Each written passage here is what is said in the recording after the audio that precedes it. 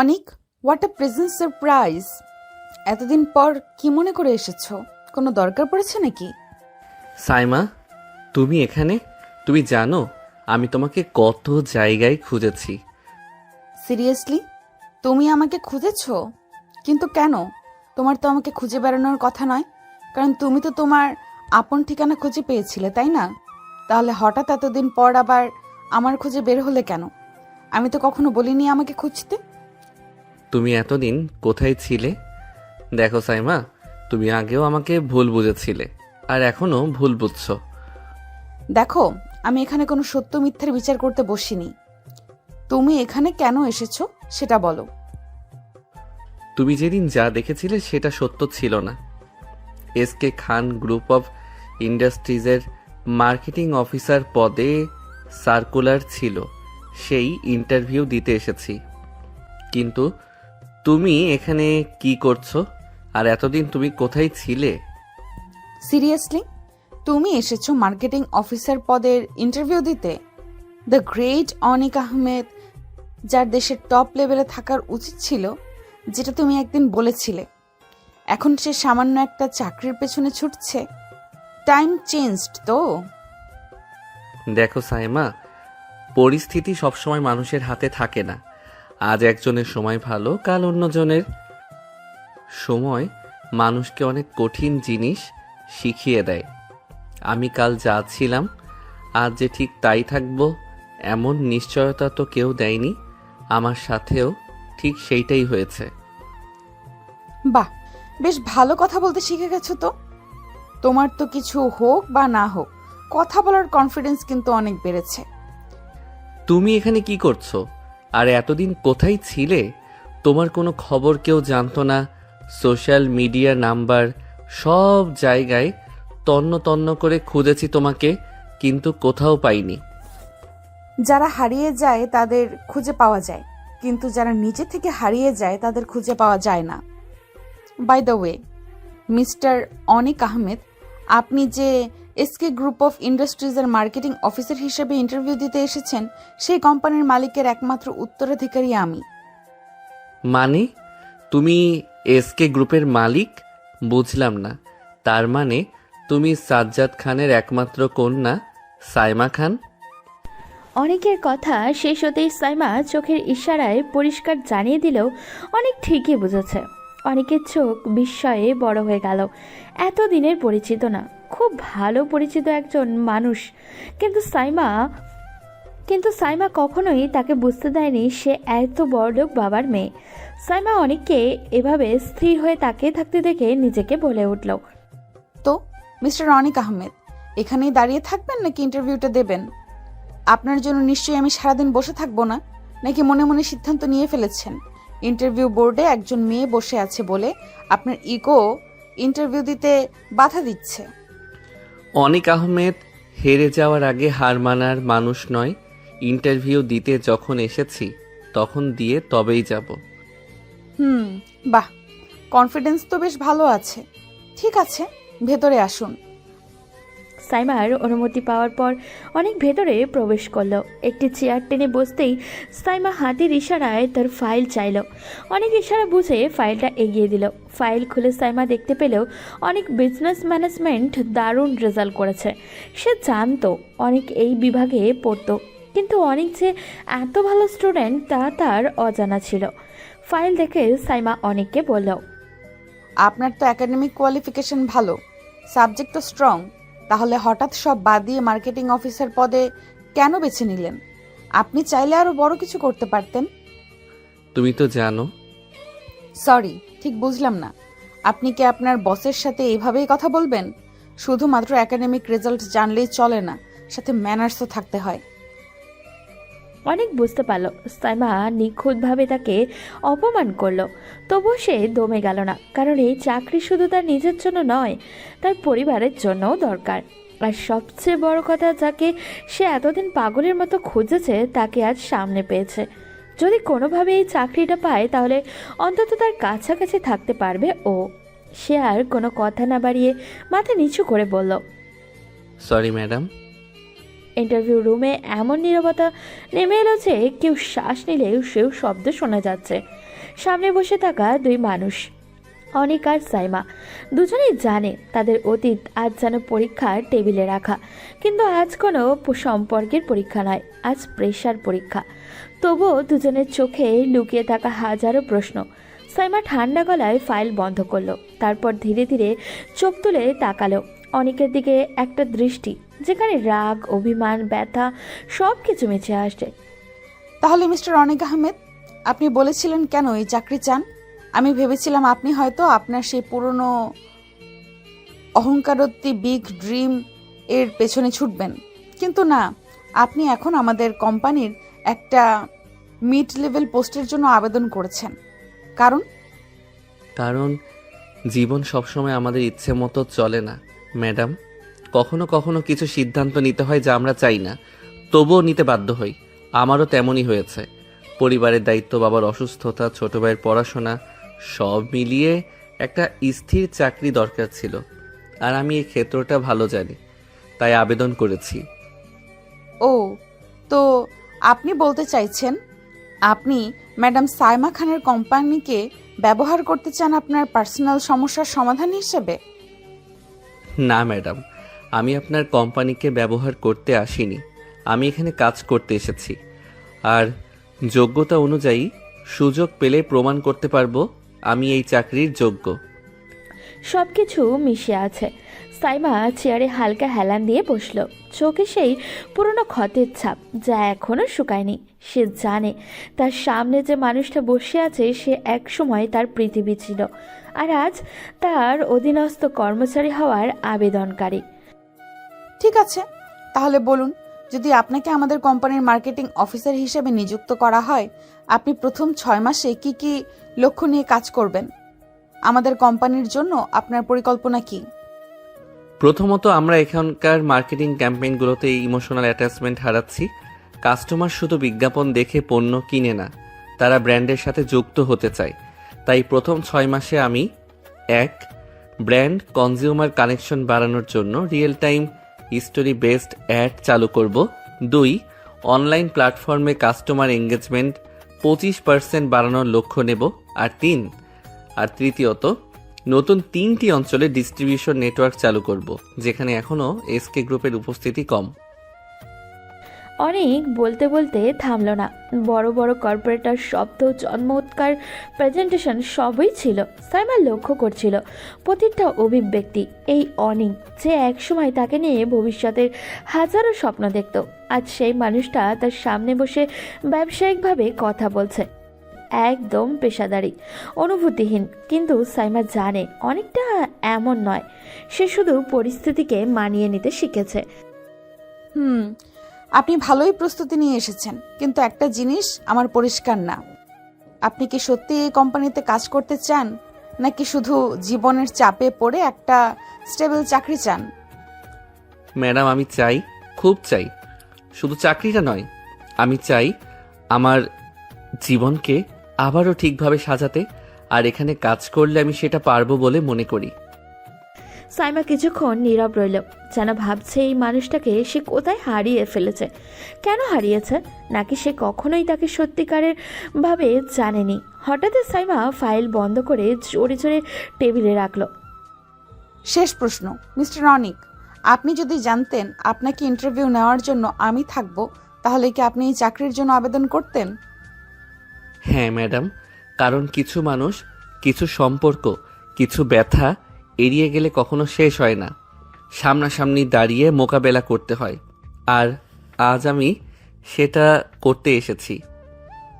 সাইমা হঠাৎই থমকে গেল, তার ঠোঁট কাঁপছে, চোখের গভীরে জমে থাকা অভিমান মাথা চাড়া দিয়ে যায়। কিন্তু সে নিজেকে সামলে নিয়ে কঠোর গলায় বলে, ঠিক আছে, আপনার ইন্টারভিউ শেষ, আপনাকে রেজাল্ট জানিয়ে দেওয়া হবে, এখন আপনি যেতে পারেন। Thank you ma'am. অনেক দরজা খুলে বেরিয়ে গেল। দরজা বন্ধ হওয়ার শব্দটুকু সাইমা বুকের ভেতরে চাপা ঝড় যেন আরো জোরে বইতে লাগলো। অনেক চলে গেল, কিন্তু তার প্রতিটা কথা সাইমার মাথায় প্রতিধ্বনিত হয়ে বাজতে থাকলো। কেন জানি না সেদিন তার চোখে হঠাৎ করেই জল চলে এলো। সে মুছল না, কারোর না কারোর সামনে তো ভেঙে পড়তেই হবে, আর অনেকের সামনে তো ভেঙে পড়লে সে নিজেকে হারিয়ে ফেলবে। সেদিন বিকালটা অদ্ভুতভাবে ধীর ছিল। পুরো অফিসেই ফিসফাস, কে নাকি নতুন মার্কেটিং অফিসার হবে। সবাই জানে সাইমা খান সিদ্ধান্ত নিলে আর ফেরানোর সুযোগ থাকে না, কিন্তু আজ সাইমা নিজেই যেন নিজের সিদ্ধান্তের সামনে দাঁড়িয়ে আটকে গেছে। তার ল্যাপটপে 3জন শর্ট লিস্টে প্রার্থীর নাম, তানভীর রহমান, মেহেদি হোসেন আর অনিক আহমেদ। সাইমা 3বার নামগুলো পড়ল। প্রতিবারই তার চোখ থেমে গেল তৃতীয় নামটায়। হঠাৎই কেবিনের দরজায় আবারও টোকা পড়ল, টুকটুক শব্দও হলো। কামিন। ভিতরে ঢুকলো রাফিন, তার হাতে কাগজপত্র, কিছুটা কিন্তু মুখে উদ্বেগ। রাফিন হলো সাইমা কোম্পানির HR ডিপার্টমেন্টের হেড। ম্যাম, আমরা ফলাফল আজকেই ফাইনাল করতে চাই। সকল ডকুমেন্ট প্রস্তুত, শুধু আপনার ফাইনাল সিল প্রয়োজন। রাফিনের কথা শুনে সাইমা মাথা নাড়ালো, কাগজগুলো নিল, কিন্তু কোনো কিছুই আর মনোযোগ সহকারে পড়ল না। যেন সে শুধু মাত্র কাগজ ধরেই বোঝার চেষ্টা করছে এতে ঠিক তার কার ভাগ্য লেখা রয়েছে। রাফিন বিষয়টা লক্ষ্য করলো এবং সাইমাকে নরম গলায় বলল, ম্যাম, আমি আপনার থেকে আপনার ব্যক্তিগত কিছু জানতে চাই না, জানতে বলতেও চাই না, কিন্তু আপনি যদি কিছু মনে না করেন, এই সিদ্ধান্ত আপনাকে আবার নতুন করে মানসিকভাবে ভেঙে দিবে। সাইমা হঠাৎই চোখ তুলে তাকালো, কিন্তু সাইমা অবাক হলো না, কারণ রাফিন হলো সাইমা আর অনিকের ভার্সিটির জীবনের খুব ভালো একজন বন্ধু। সাইমা আর অনিককে সে পূর্ব পরিচিত, এটা রাফিন খুব ভালোভাবেই জানা। দৃঢ় কঠোর দৃষ্টি। মিস্টার রাফিন, আমি কারো জন্য ভেঙে পড়ার মানুষ নই। এতদিনে এইটুকু অন্তত আপনার আমাকে চিনে যাওয়ার কথা, কিন্তু আমার বলতে খারাপ লাগছে যে এতদিনও আপনি আমাকে ঠিক চিনে উঠতে পারলেন না। আমি কখনোই আর কারোর জন্য নিজেকে কষ্ট দেই না বা অন্য কারোর কথা ভাবিও না।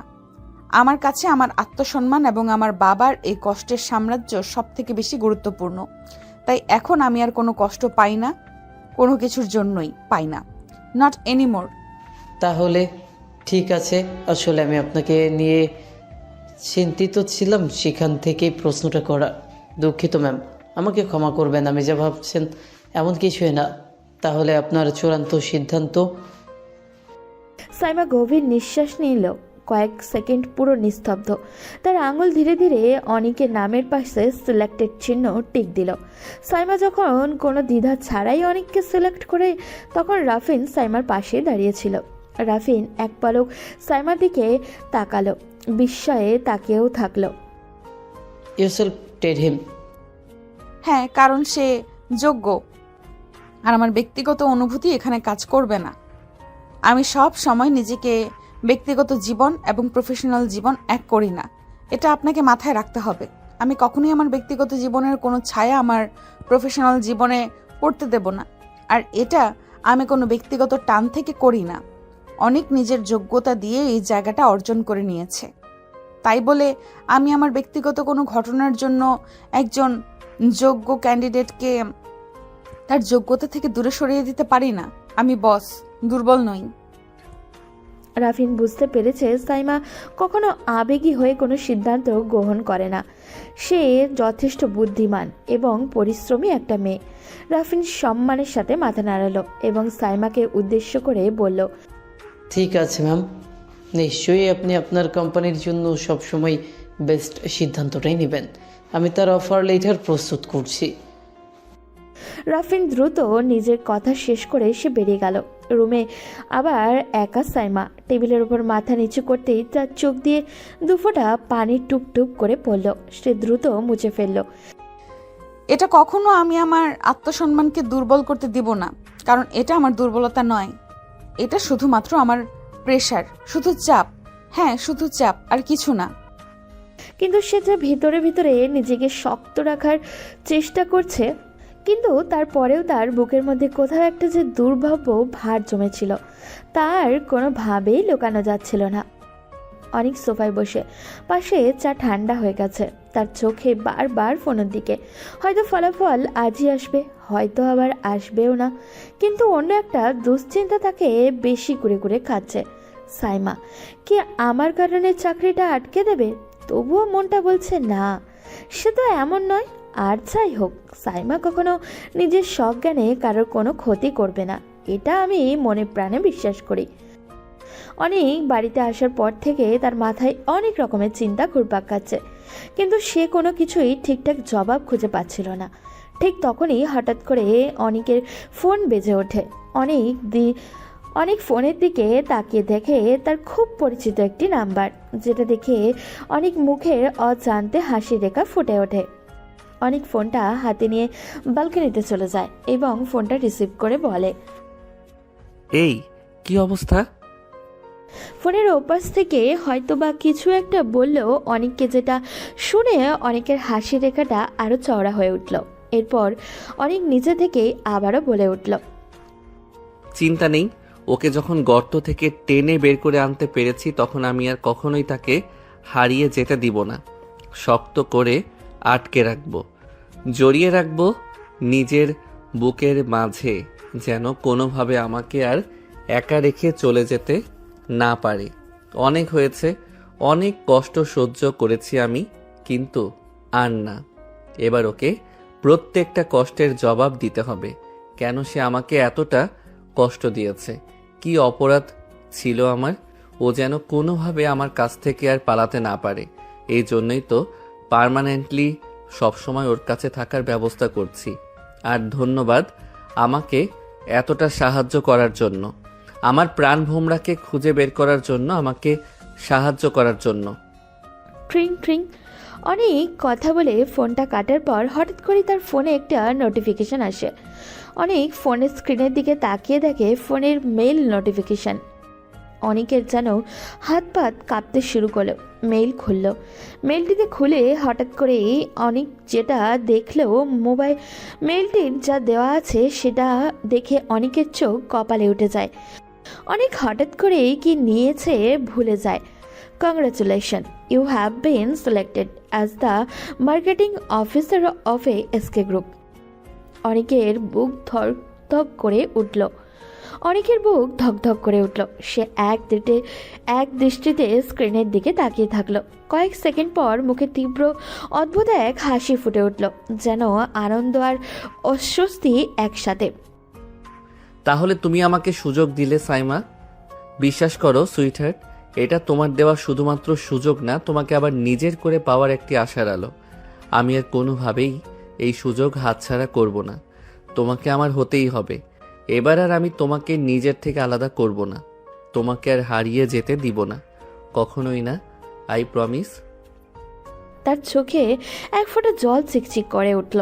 তার আবেগ কেমনভাবে বাইরে বেরিয়ে আসছে, যেন সে অনেক সাধনার পর তার ধৈর্য এবং সাধারণ ফল পেয়েছে। অনেকে মনে মনে আরও একবার বলে উঠল, আমি এবার প্রমাণ করব যে আমি কোনো ভুল করিনি।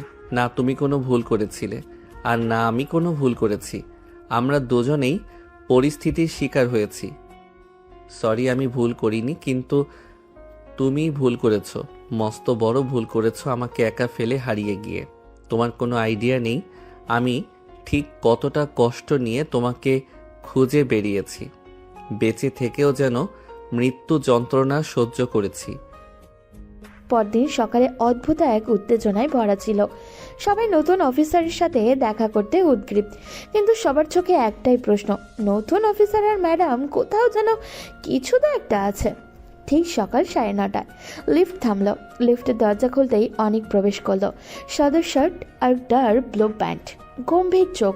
তার উপস্থিতিতেই অফিসের বাতাস কেমন যেন বদলে গেল।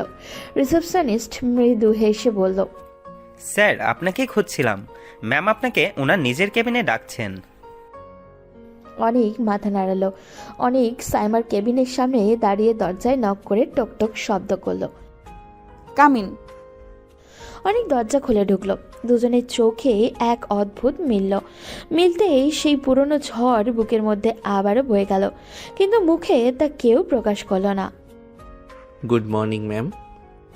Good morning. সিট। অনেক সাইমার পারমিশন পাওয়ার সাথে সাথে বসলো। সাইমা অনিকের দিকে একটি ফাইল এগিয়ে দিল এবং মাথা নিচু করে অন্য একটা পেপারে সাইন করতে করতে বলল, এটা আপনার অ্যাপয়েন্টমেন্ট লেটার। আগামী 6 মাস আপনি ট্রেনিং সহ আমার সরাসরি সুপারভিশনে কাজ করবেন। অনেক একটু অবাক হয় সাইমার কথা শুনে, কিন্তু সেটা তার চোখে মুখে প্রকাশ পেল না। আর এদিকে সাইমার কথা শুনে অনেকের মনে যে লাড্ডু ফুটতে থাকে, সে এখন সব সময় সাইমার আশেপাশে থাকতে পারবে, যেটা সে চেয়েছিল।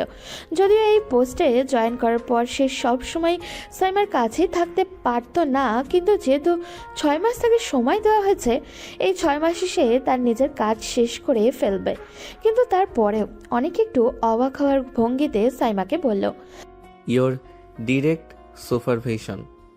ইয়েস, কোনো সমস্যা? না, সমস্যা নেই, তবে সাইমা চোখ সোজা রাখলো এবং বোঝানোর চেষ্টা করলো অনেক কি বলার চেষ্টা করছে। যখন সাইমা অনেক চেষ্টা করে বুঝতে পারলো না অনেক তাকে কি বলার চেষ্টা করছে, তখন সে নিজেই অনেককে প্রশ্ন করলো। তবে অনেক ধীরে ধীরে সাইমার করা প্রশ্নের উত্তরে বলল, আপনি নিশ্চিত এটা আপনার জন্য কঠিন হবে না? না মানে আপনি সারাদিন এত ব্যস্ত থাকেন, তার মধ্যে আমাকে সুপারভাইজ করে কাজ শেখাবেন? এটা তো আমার জন্য চরম ভাগ্যের ব্যাপার। এটা আপনার জন্য অনেক কষ্টকর হয়ে যাবে না? এটাই বলতে চাইছিলাম আর কি। সাইমার চোখে বিদ্যুৎ চমকালো, কারণ সাইমা ঠিকই বুঝতে পেরেছে অনেক তাকে কি বলতে চেয়েছিল, এবং অনেক যে কথা ঘুরিয়ে নিল এটাও সাইমা খুব ভালোভাবেই বুঝতে পেরেছে। তাই সাইমা অনেককে বলল, মিস্টার রনিক, একটা কথা সব সময় মাথায় রাখবেন। আমি কখনোই আমার ব্যক্তিগত জিনিস অফিসে নিয়ে আসি না। আর আমার কাজকে পার্সোনাল ফিলিংস নাড়াতে পারে এমন ক্ষমতা আপনার নেই।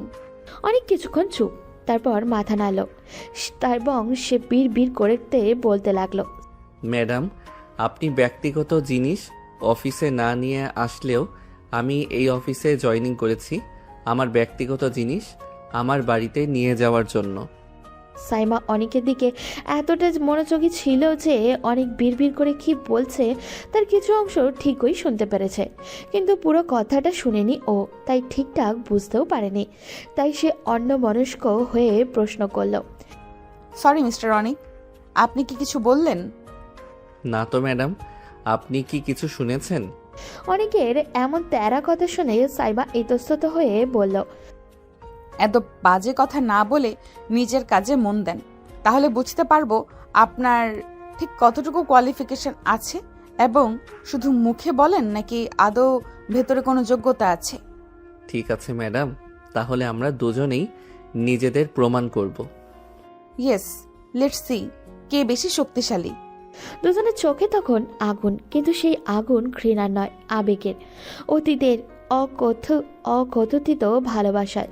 সাইমা ফাইল বন্ধ করে বলল, your duty starts today, you may go. সাইমার কথা শুনে অনেক উঠে দাঁড়ালো, ঠিক বেরিয়ে যাওয়ার আগে থেমে আবারও বলল, সাইমা মানে ম্যাডাম, ধন্যবাদ। আপনি আমাকে সুযোগ দিয়েছেন। আপনি নিজেও জানেন না আপনি ঠিক আমার কত বড় উপকার করেছেন। সাইমা মুখ ঘুরিয়ে নিল। অনেক সাইমার ব্যবহার দিকে হালকা করে হাসলো। অনেকের এই হাসি দেখে যেন সাইমার গা জ্বলে গেল, এবং দেখে সে মুখ ভেঙচি কেটে বলল, ডোন্ট থ্যাংক মি, আর্ন ইট। অনেক হালকা হাসলো। চেষ্টা করব না, প্রমাণ করে দেখাবো। দরজা বন্ধ হলো। সাইমার বুকের ভেতরে হাত চেপে ধরলো, যেন নিজেরই হৃদস্পন্দন শুনতে পাচ্ছে ও। সেদিন দুজনেই কাজ করলো, কিন্তু মন তো দুজনেরই পুরনো স্মৃতি খুঁড়ে খুঁড়ে বের করে আনছিল। আজ শুধু চাকরি শুরু হলো না, একটা নতুন যুদ্ধও শুরু হলো, একটা নতুন টানাপোড়েন, একটা অপূর্ণ সম্পর্কের নতুন অধ্যায় শুরু হলো। আর তারা দুজনেই জানতো এই অফিসে ঠিক করবে তাদের সম্পর্ক আবার জোড়া লাগবে নাকি আবারও ভেঙে যাবে।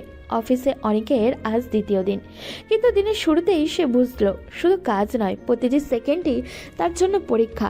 সাইমা সারাক্ষণ এমনভাবে তাকে উপেক্ষা করছিল যে সে অফিসে অদৃশ্য কোনো এক ছায়া, যাকে দেখা যায় না, শোনাও যায় না, গুরুত্ব দেওয়ার তো প্রশ্নই আসে না। অথচ এই সাইমাই এক সময় তার একটা মেসেজ না পেলে অস্থির হয়ে যেত। এখন সেই মানুষটা তার পাশ দিয়ে হেঁটে যায়, কিন্তু একটুও চোখ তুলে তাকায় না। কিন্তু তার চোখের কোণে সামান্য কম্পন কিংবা কোনো স্বাভাবিক বিষয়ে অতিরিক্ত কঠোর হয়ে ওঠা, এইসব সংকেত অনেক খুব ভালোভাবেই ধরতে পারে। সে জানে সাইমার ভেতরটা আসলে আগের থেকে অনেক বেশি অস্থির। শুধু পার্থক্য হচ্ছে সাইমা এই অস্থিরতাকে মুখোশের আড়ালে ডেকে ফেলতে শিখেছে।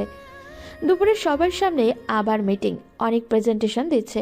রুমে হালকা গরম, সবাই মনোযোগী, কিন্তু সবার চোখের আড়ালে একটা তীক্ষ্ণ দৃষ্টি রয়েছে সাইমার। সে এমনভাবে অনেককে দেখছিল যেন সে কোনো ভুলের অপেক্ষায় আছে। অনেক কথা বলছিল ধারাবাহিকতাভাবে, কিন্তু তার ভেতরের চাপা উত্তেজনা তাকে বারবার শ্বাস ফেলতে বাধ্য করছিল। ঠিক তখন তার গলা একটু থেমে যায়। রুমের সঙ্গে সঙ্গেই নিস্তব্ধ, আর সেই নীরবতা ভেঙেই ঠিক তখনই সাইমার কণ্ঠে শোনা যায় একটা ঠান্ডা ধারালো কিন্তু গভীর একটা গলা। মিস্টার অনিক, আমি আশা করেছিলাম আপনি অন্তত আপনার প্রেজেন্টেশনের সময়টুকুতে নিজেকে স্থির রাখতে পারবেন। পেশাদার মানুষ হিসেবে এটা আপনার দায়িত্ব, যে কোনো পরিস্থিতিতে নিজেকে কনফিডেন্ট রাখা। যদি আপনি মাঝপথে থেমে যান অথবা কোনোভাবে নিজের আবেগকে আপনার কাজের ওপর প্রভাব ফেলতে দেন, তাহলে সেটা আপনার ব্যক্তিগত অদক্ষতা এবং তার দায় এই টিম নিবে না। তাই আপনি যা শুরু করেছেন তা শেষ করুন এই মুহূর্তেই। রুমে চাপা দীর্ঘ অস্বস্তি। অনেক মাথা তোলে, তার চোখে ব্যথায় এক চকচকে স্তর জমতে ওঠে, কিন্তু সে খুব শান্ত গলায় বলতে শুরু করে, জি ম্যাম, আমি শেষ করছি। তবে একটা কথা, আপনি সবসময় বলেন আমি যেন কাজের ক্ষেত্রে ব্যক্তিগত ব্যাপার না আনি, এবং আমি সেটা পুরোপুরি মানি। কিন্তু আপনি কি জানেন, আপনি যখন এভাবে আমাকে হার্শ বা অস্বাভাবিকভাবে চাপ দেন, সেটা আমাকে কাজের মধ্যে নয়, আমার ব্যক্তিত্বের ওপর আঘাত করে।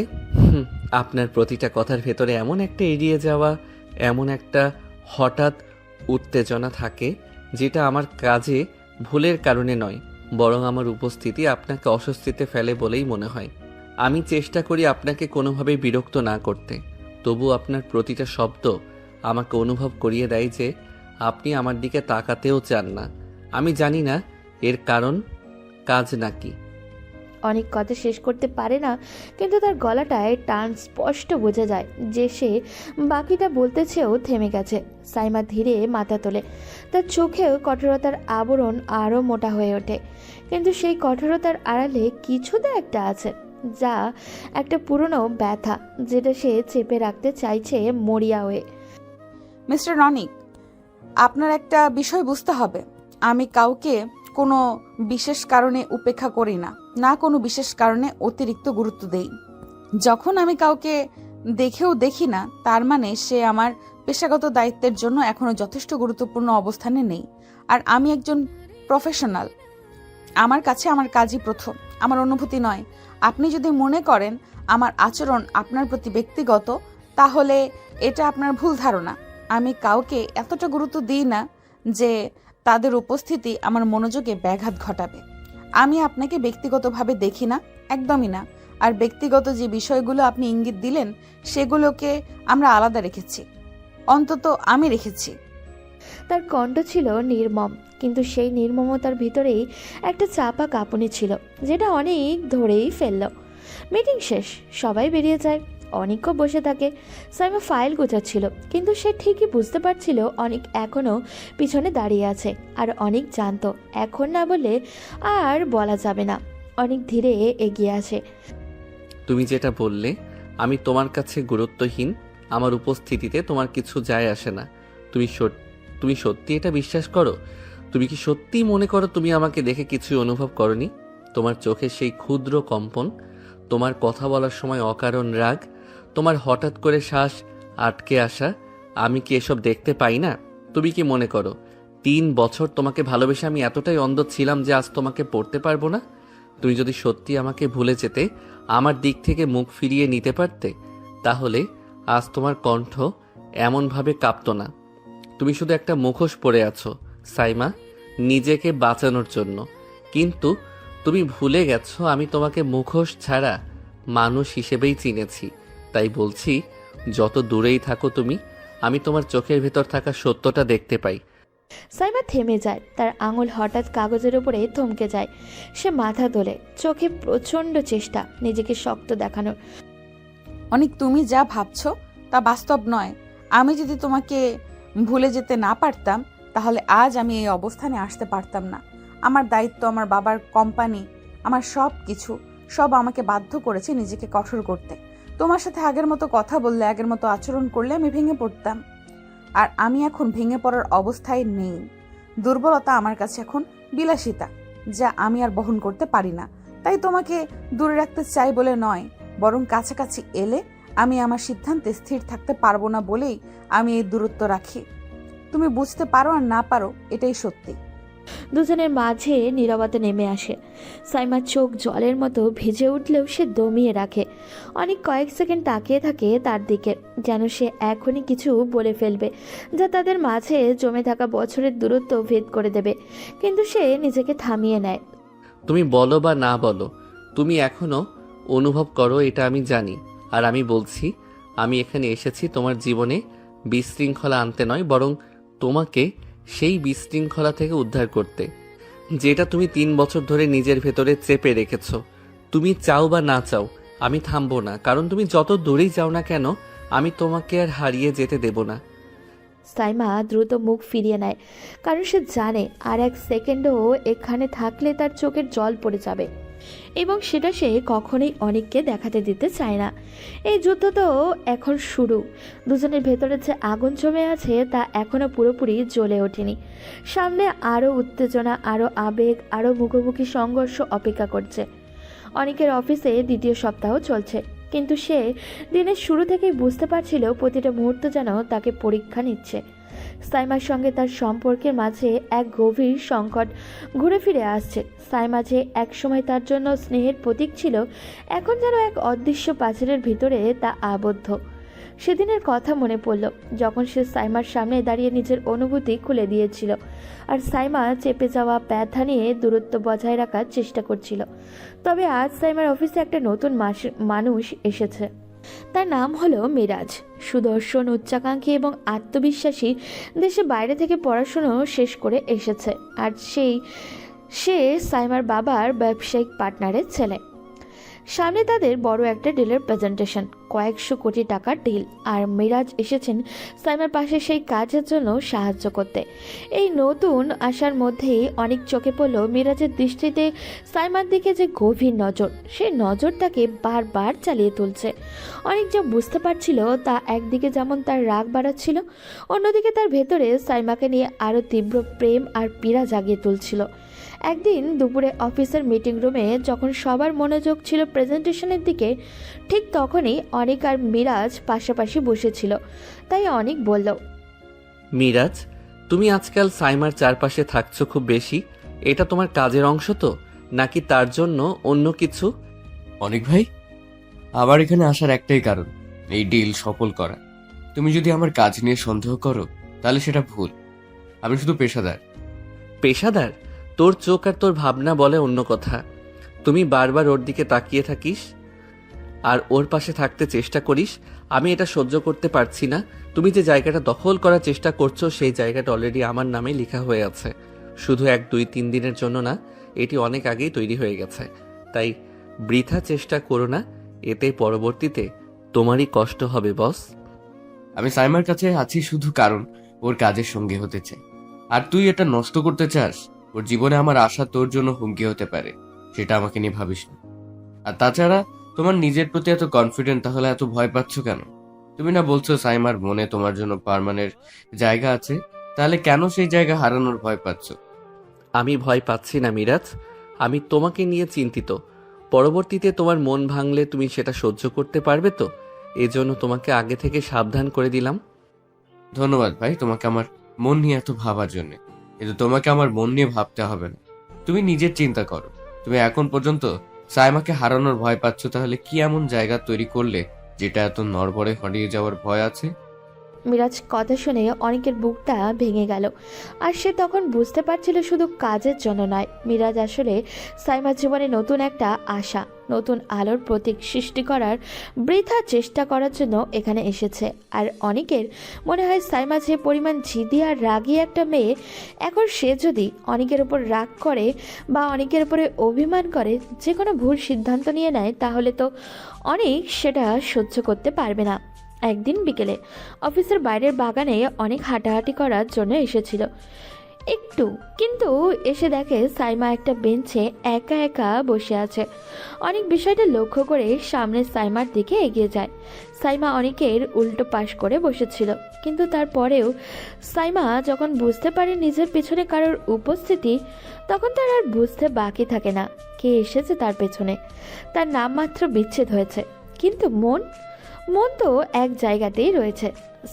সাইমা পেছনে যে এসেছে সেটা দেখার জন্য সাইমাকে আর কষ্ট করে পেছনে তাকাতে হয় না। পিছনে না তাকিয়ে সাইমা বলল, আজকে হঠাৎ একা একা এখানে কি করছেন? আপনাকে যে কাজ দেওয়া হয়েছিল সেটা শেষ করেছেন? দেখুন অনেক সাহেব সামনে আমাদের অনেক বড় একটা আমাদের সামনে একটা বড় একটা পরীক্ষা। এসকে গ্রুপ কোম্পানিটা আমার বাবার অনেক শখের। তিনি এই কোম্পানিটাকে দাঁড় করানোর জন্য অনেক পরিশ্রম করেছে। রাত দিন এক করে তিনি এই কোম্পানিটাকে দাঁড় করিয়েছেন। এখন আমি যদি তার মেয়ে হয়ে তার এই পরিশ্রমের মূল্য দিতে না পারি, তাহলে নিজের কাছে নিজেকে কখনো দাঁড় করাতে পারবো না। আমার বাবা অনেক ভরসা করে আমার উপরে দায়িত্ব দিয়েছেন। এখন আমাদের মধ্যে অনেক উত্তেজনা কাজ করতেছে। আমি চাই আপনিও আপনার সর্বোচ্চটা দিয়ে আগামী ডিলটা জিতে নিতে আমাদের সাহায্য করুন।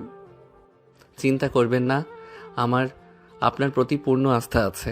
আপনি অত্যন্ত বুদ্ধিমতী এবং পরিশ্রমী একটা মেয়ে। আমি জানি আপনি যদি চেষ্টা করেন তাহলে নিশ্চয়ই আপনি আপনার লক্ষ্যে পৌঁছাতে পারবেন। জানি না কি পারবো, কতটুকু পারবো, তবে আমাকে যদি আপনার এই জার্নিতে কখনো কোনো সময় প্রয়োজন পড়ে, শুধু একটাবার আওয়াজ দেবেন। নিজের সর্বশেষ দিয়ে চেষ্টা করব। আমি ভয় পাচ্ছি, অনেক ভয় পাচ্ছি। আমি আমার সিদ্ধান্তে ভেঙে পড়ব। আমি চাই শক্ত থাকি, কিন্তু কখনো কখনো আমার মনের কোণে কিছু আতঙ্ক আমাকে তিলে তিলে শেষ করে দিচ্ছে। অনেক জানে সাইমা কতটা আবেগী। সে তার বাবাকে ভীষণ ভালোবাসে। সাইমা যখন কাউকে ভালোবাসে তখন তার জন্য সাইমা নিজের সর্বোচ্চটা বাজি রেখে দেয়। তারপরেও কখনো তার ভালোবাসার মানুষকে ছোট হতে দেয় না। সেখানে বিষয়টা তো তার বাবার স্বপ্নে সাইমা নিজের জীবনে বাজি রেখে দিবে, কিন্তু তারপরও তার বাবার স্বপ্ন ভাঙতে দিবে না। অনেক মাঝে মাঝে ভাবে কিভাবে পারে এই মেয়েটা এত কঠোর খোলসের মাঝে এতটা দুর্বল সত্তাকে লুকিয়ে রাখতে। এক সন্ধ্যায় অফিসের লবিতে এসে দেখে সাইমা ল্যাপটপে বসে কাজ করছে এবং মিরাজ তার পাশে বসে তাকে মাথা থেকে পা পর্যন্ত পরখ করে যাচ্ছে। মিরাজের এমন দৃষ্টিতে সাইমার দিকে তাকিয়ে আছে যেন সে চোখ দিয়ে সাইমাকে গিলে খাচ্ছে। বিষয়টা দেখার পর থেকে অনেকের যেন রাগে পুরো গা জ্বলে যাচ্ছে। অফিসের মিটিং রুমে আলো ঝলমল করছে। সাইমা, অনেক, মিরাজ এবং টিমের বাকিরা বদ্ধমূলত মনোযোগ দিয়ে অপেক্ষা করছে। আজকের প্রেজেন্টেশন তাদের ক্যারিয়ারের জন্য অনেক বড় একটা সুযোগ। এসকে গ্রুপের নতুন ডিল পেতে হবে। সাইমার চোখে দৃঢ়তা, মুখে আত্মবিশ্বাস। সে জানে আজকে তার পুরো পরিকল্পনায় স্পষ্ট, সুনির্দিষ্ট এবং সকলের হৃদয় ছুঁয়ে যাবে। সুপ্রিয় সকলকে ধন্যবাদ। আজ আমরা শুধু একটা ডিল পেতে চাইছি না, আমরা চাই এই ডিলের মাধ্যমে এসকে গ্রুপের ব্র্যান্ডকে নতুন উচ্চতায় নিয়ে যেতে। আমার পরিকল্পনা 3টি মূল স্তম্ভের উপর দাঁড়িয়ে। প্রথমত, কাস্টমার এঙ্গেজমেন্ট বৃদ্ধি। দ্বিতীয়ত, নতুন বাজারের প্রবেশ। এবং তৃতীয়ত, ডিজিটাল মার্কেটিং ক্যাম্পেইন শক্তিশালী করা। সাইমা, তোমার পয়েন্টগুলো স্পষ্ট এবং বাস্তবসম্মত। আমি পুরোপুরি তোমার পরিকল্পনার সাথে এক। ধন্যবাদ মিরাজ। আমি বিশ্বাস করি আমাদের টিম এই চ্যালেঞ্জ মোকাবেলা করতে প্রস্তুত।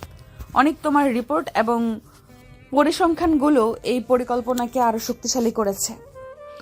আমার পক্ষ থেকে সর্বোচ্চ চেষ্টা করব। এটা আমাদের সবার জন্য একটি বড় সুযোগ। প্রেজেন্টেশন শেষ হতেই মিটিং রুমে প্রশংসার ঝড় উঠল। সবাই জানে আজকের দিনটা তাদের ক্যারিয়ারের জন্য মাইল ফলক হতে চলেছে।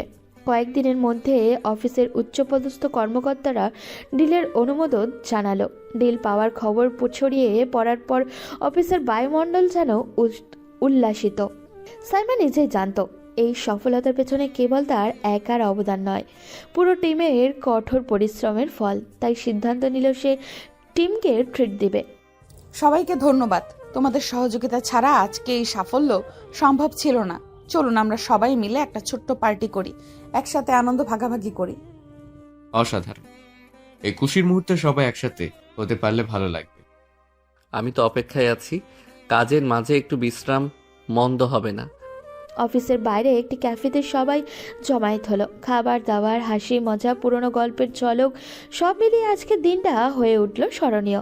সাইমা মাইক হাতে হুটে বলল, সবাই আজকে আমরা শুধু একটা ডিল পাইলাম না, আমরা একটা টিম হিসেবে একত্রিত হয়েছি। এই যাত্রায় আপনাদের প্রত্যেকের অবদান অমূল্য। আমি গর্ব করি তোমাদের সবাইকে নিয়ে। ধন্যবাদ ম্যাম আপনাকে।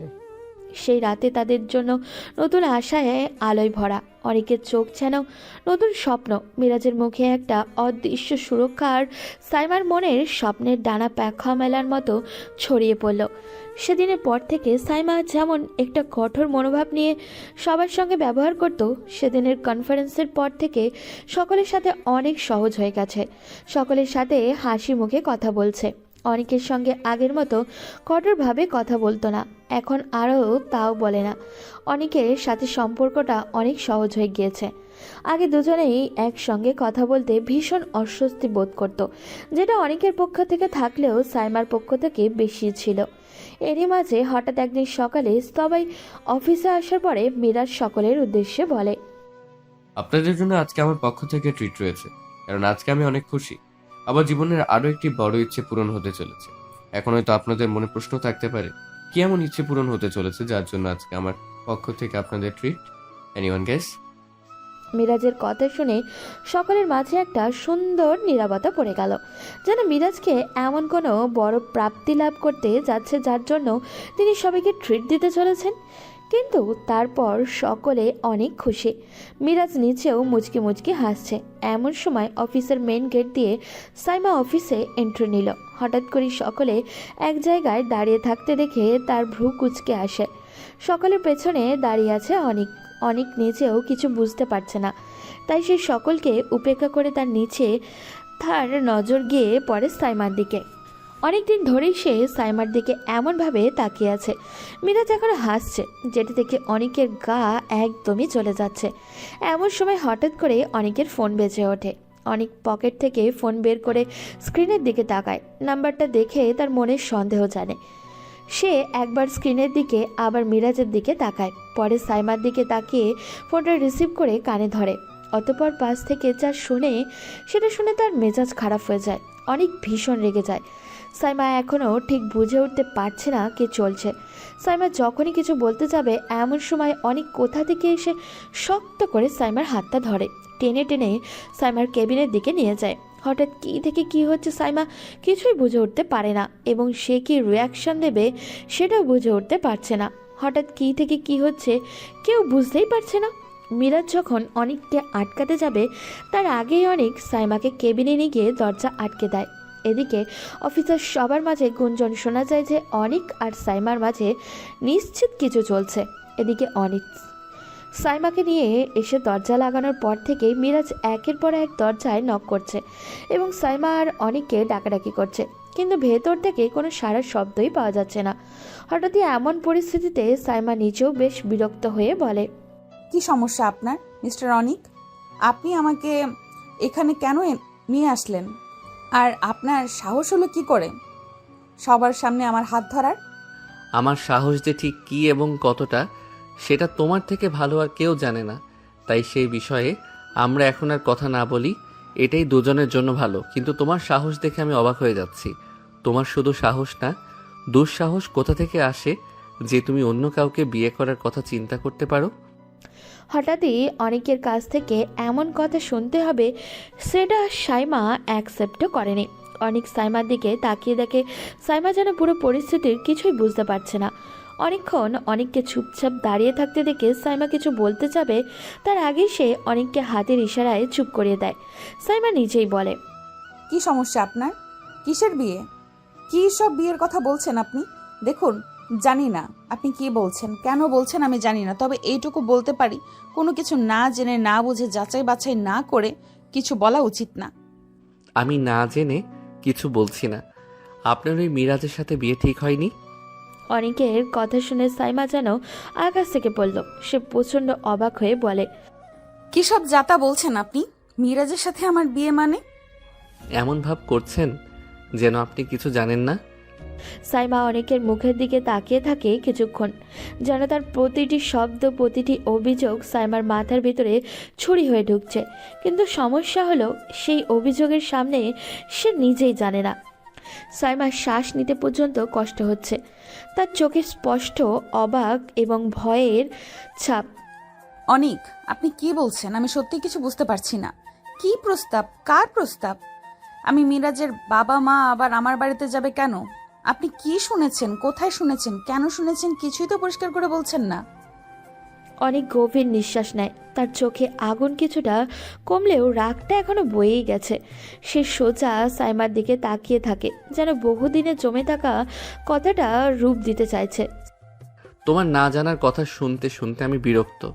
তুমি এখনো বলছো তুমি কিছুই জানো না? তোমার বাড়িতে কি হচ্ছে, কারা আসছে, কারা প্রস্তাব দিচ্ছে, তুমি কিছুই জানো না? এটা কি সম্ভব? আজ সকালে আমি নিজের কানে শুনেছি মিরাজের বাবা মা আমার এক একজন পরিচিতির মাধ্যমে খবর পাঠিয়েছে। তারা তোমাদের বাসায় দেখা করতে গিয়েছিল। উদ্দেশ্য ছিল বিয়ের প্রস্তাব। আর আর তুমি বলছো তুমি জানো না? সাইমা হতবাক। তার মুখ শুকিয়ে যায়। সে ধীরে ধীরে একটা চেয়ারে বসে পড়ে, যেন পা দুটো আর তাকে ধরতে পারছে না। আমি তো নিজের কানেই বিশ্বাস করতে পারছি না। কোথায় কি হচ্ছে আমি কিছুই জানি না। আপনি অন্তত একটু পরিষ্কার করে বলবেন। অনিক, আমি শপথ করে বলছি আমি কিছুই জানি না, বিশ্বাস করুন। আমার পরিবারের কেউ আমাকে বলেনি, কেউ কিছু আলোচনা করেনি, এমনকি মিরাজও আমাকে কখনো এমন কিছু বলেনি। সে যদি সত্যি এমন কিছু করে থাকে তাহলে সেটাও আমি এই মাত্র আপনার মুখেই প্রথম শুনছি।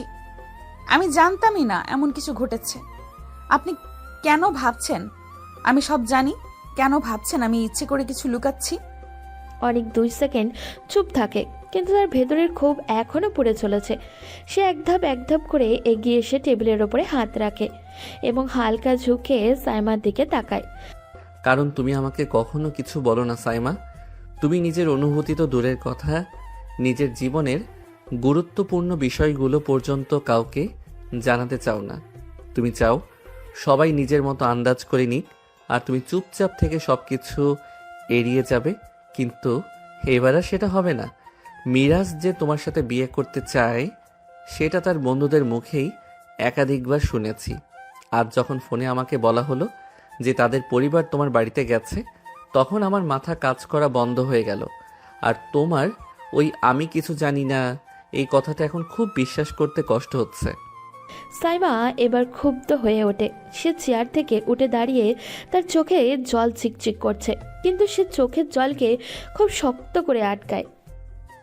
আপনার বিশ্বাস করতে কষ্ট হচ্ছে সেটা আমি বুঝলাম, কিন্তু তাই বলে আপনি সবার সামনে আমাকে টেনে নিয়ে আসবেন, আপনার হাত ধরে আমার হাত ধরে অপমান করবেন, আমার কেবিনে আমাকে আটকে রেখে জেরা করবেন? এটা কি আপনার ঠিক কাজ? আপনি কি ভাবেন আমি নিজের জীবনের উপর এতটাই নিয়ন্ত্রণহীন যে কেউ আমার নামে প্রস্তাব পাঠালো আমি চুপ করে বসে থাকবো? আমি কি এমন মানুষ? আপনার কাছে কি কখনো তেমন মনে হয়েছে? অনেক এবার দমচাপা গলায় বলে।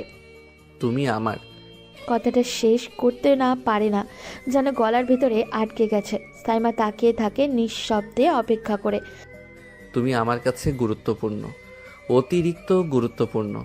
তাই যখন শুনলাম তুমি অন্য কারোর সাথে বিয়ে করতে যাচ্ছ, তখন মাথা ঠিক রাখতে পারিনি।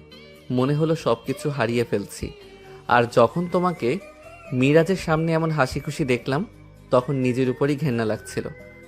সাইমার চোখের কোমলতা একটু নড়ে ওঠে, কিন্তু সে এখনো শক্ত থাকে। অনেক, আপনার অনুভূতি যদি সত্যি হয় তাহলে আপনি আমার কথা বিশ্বাস করতে পারবেন। আমি আপনাকে মিথ্যা বলছি না। আমি জানতাম না, কেউ আমাকে বলেনি, আজই প্রথম জানলাম। তবে এটা ঠিক, যদি এমন কোনো প্রস্তাব সত্যি হয়ে থাকে তাহলে সেটা আমার সম্মতি ছাড়া হয়েছে। আর আমি কখনোই নিজের জীবনের সিদ্ধান্ত অন্য কাউকে নিতে দেব না।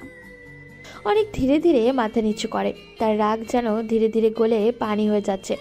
একটা দীর্ঘ নীরবতা নেমে আসে। আপনি যদি সত্যি আমার সম্পর্কে কিছু জানতে চান তাহলে আমাকে জিজ্ঞাসা করুন, অন্য কারোর থেকে শুনে সিদ্ধান্ত টানবেন না। আমি কি করি কি ভাবি কোনো সিদ্ধান্ত নেব না, সেটা আমি আপনাকে বলবো যদি আপনি জানতে চান। কিন্তু এমনভাবে আমাকে আঘাত করা এটা আর কখনো করবেন না প্লিজ। অনেক চোখ তুলে তাকায়, তার চোখে অনুশোচনা, ব্যথা এবং একটু লজ্জা। আমি ভুল করেছি, আমি স্বীকার করছি, কিন্তু তোমাকে হারানোর ভয়টা সেটা সামলাতে পারিনি। সাইমা একটু থেমে ধীরে বলে, আমি তো যাচ্ছি না অনিক, কেউ আমাকে কোথাও নিয়ে যাচ্ছে না। আর আপনি বা এখন এমন করছেন কেন? আমি কাকে বিয়ে করলাম কাকে করলাম না সেটা তো আপনার কিছু যায় আসার কথা না। আপনি তো অনেক আগেই আমাকে ছেড়ে দিয়েছেন। শুধু ছেড়ে দেননি, খুব বাজেভাবে প্রতারিত করে ছেড়ে দিয়েছেন। অনেকের চোখে এবার স্পষ্ট নরমতা আসে। কেবিনের বাইরে এখনো মিরাজ দরজায় কড়া নেড়েই যাচ্ছে, কিন্তু ভেতরে দুজনের নীরবতা অন্য কিছু বলছে।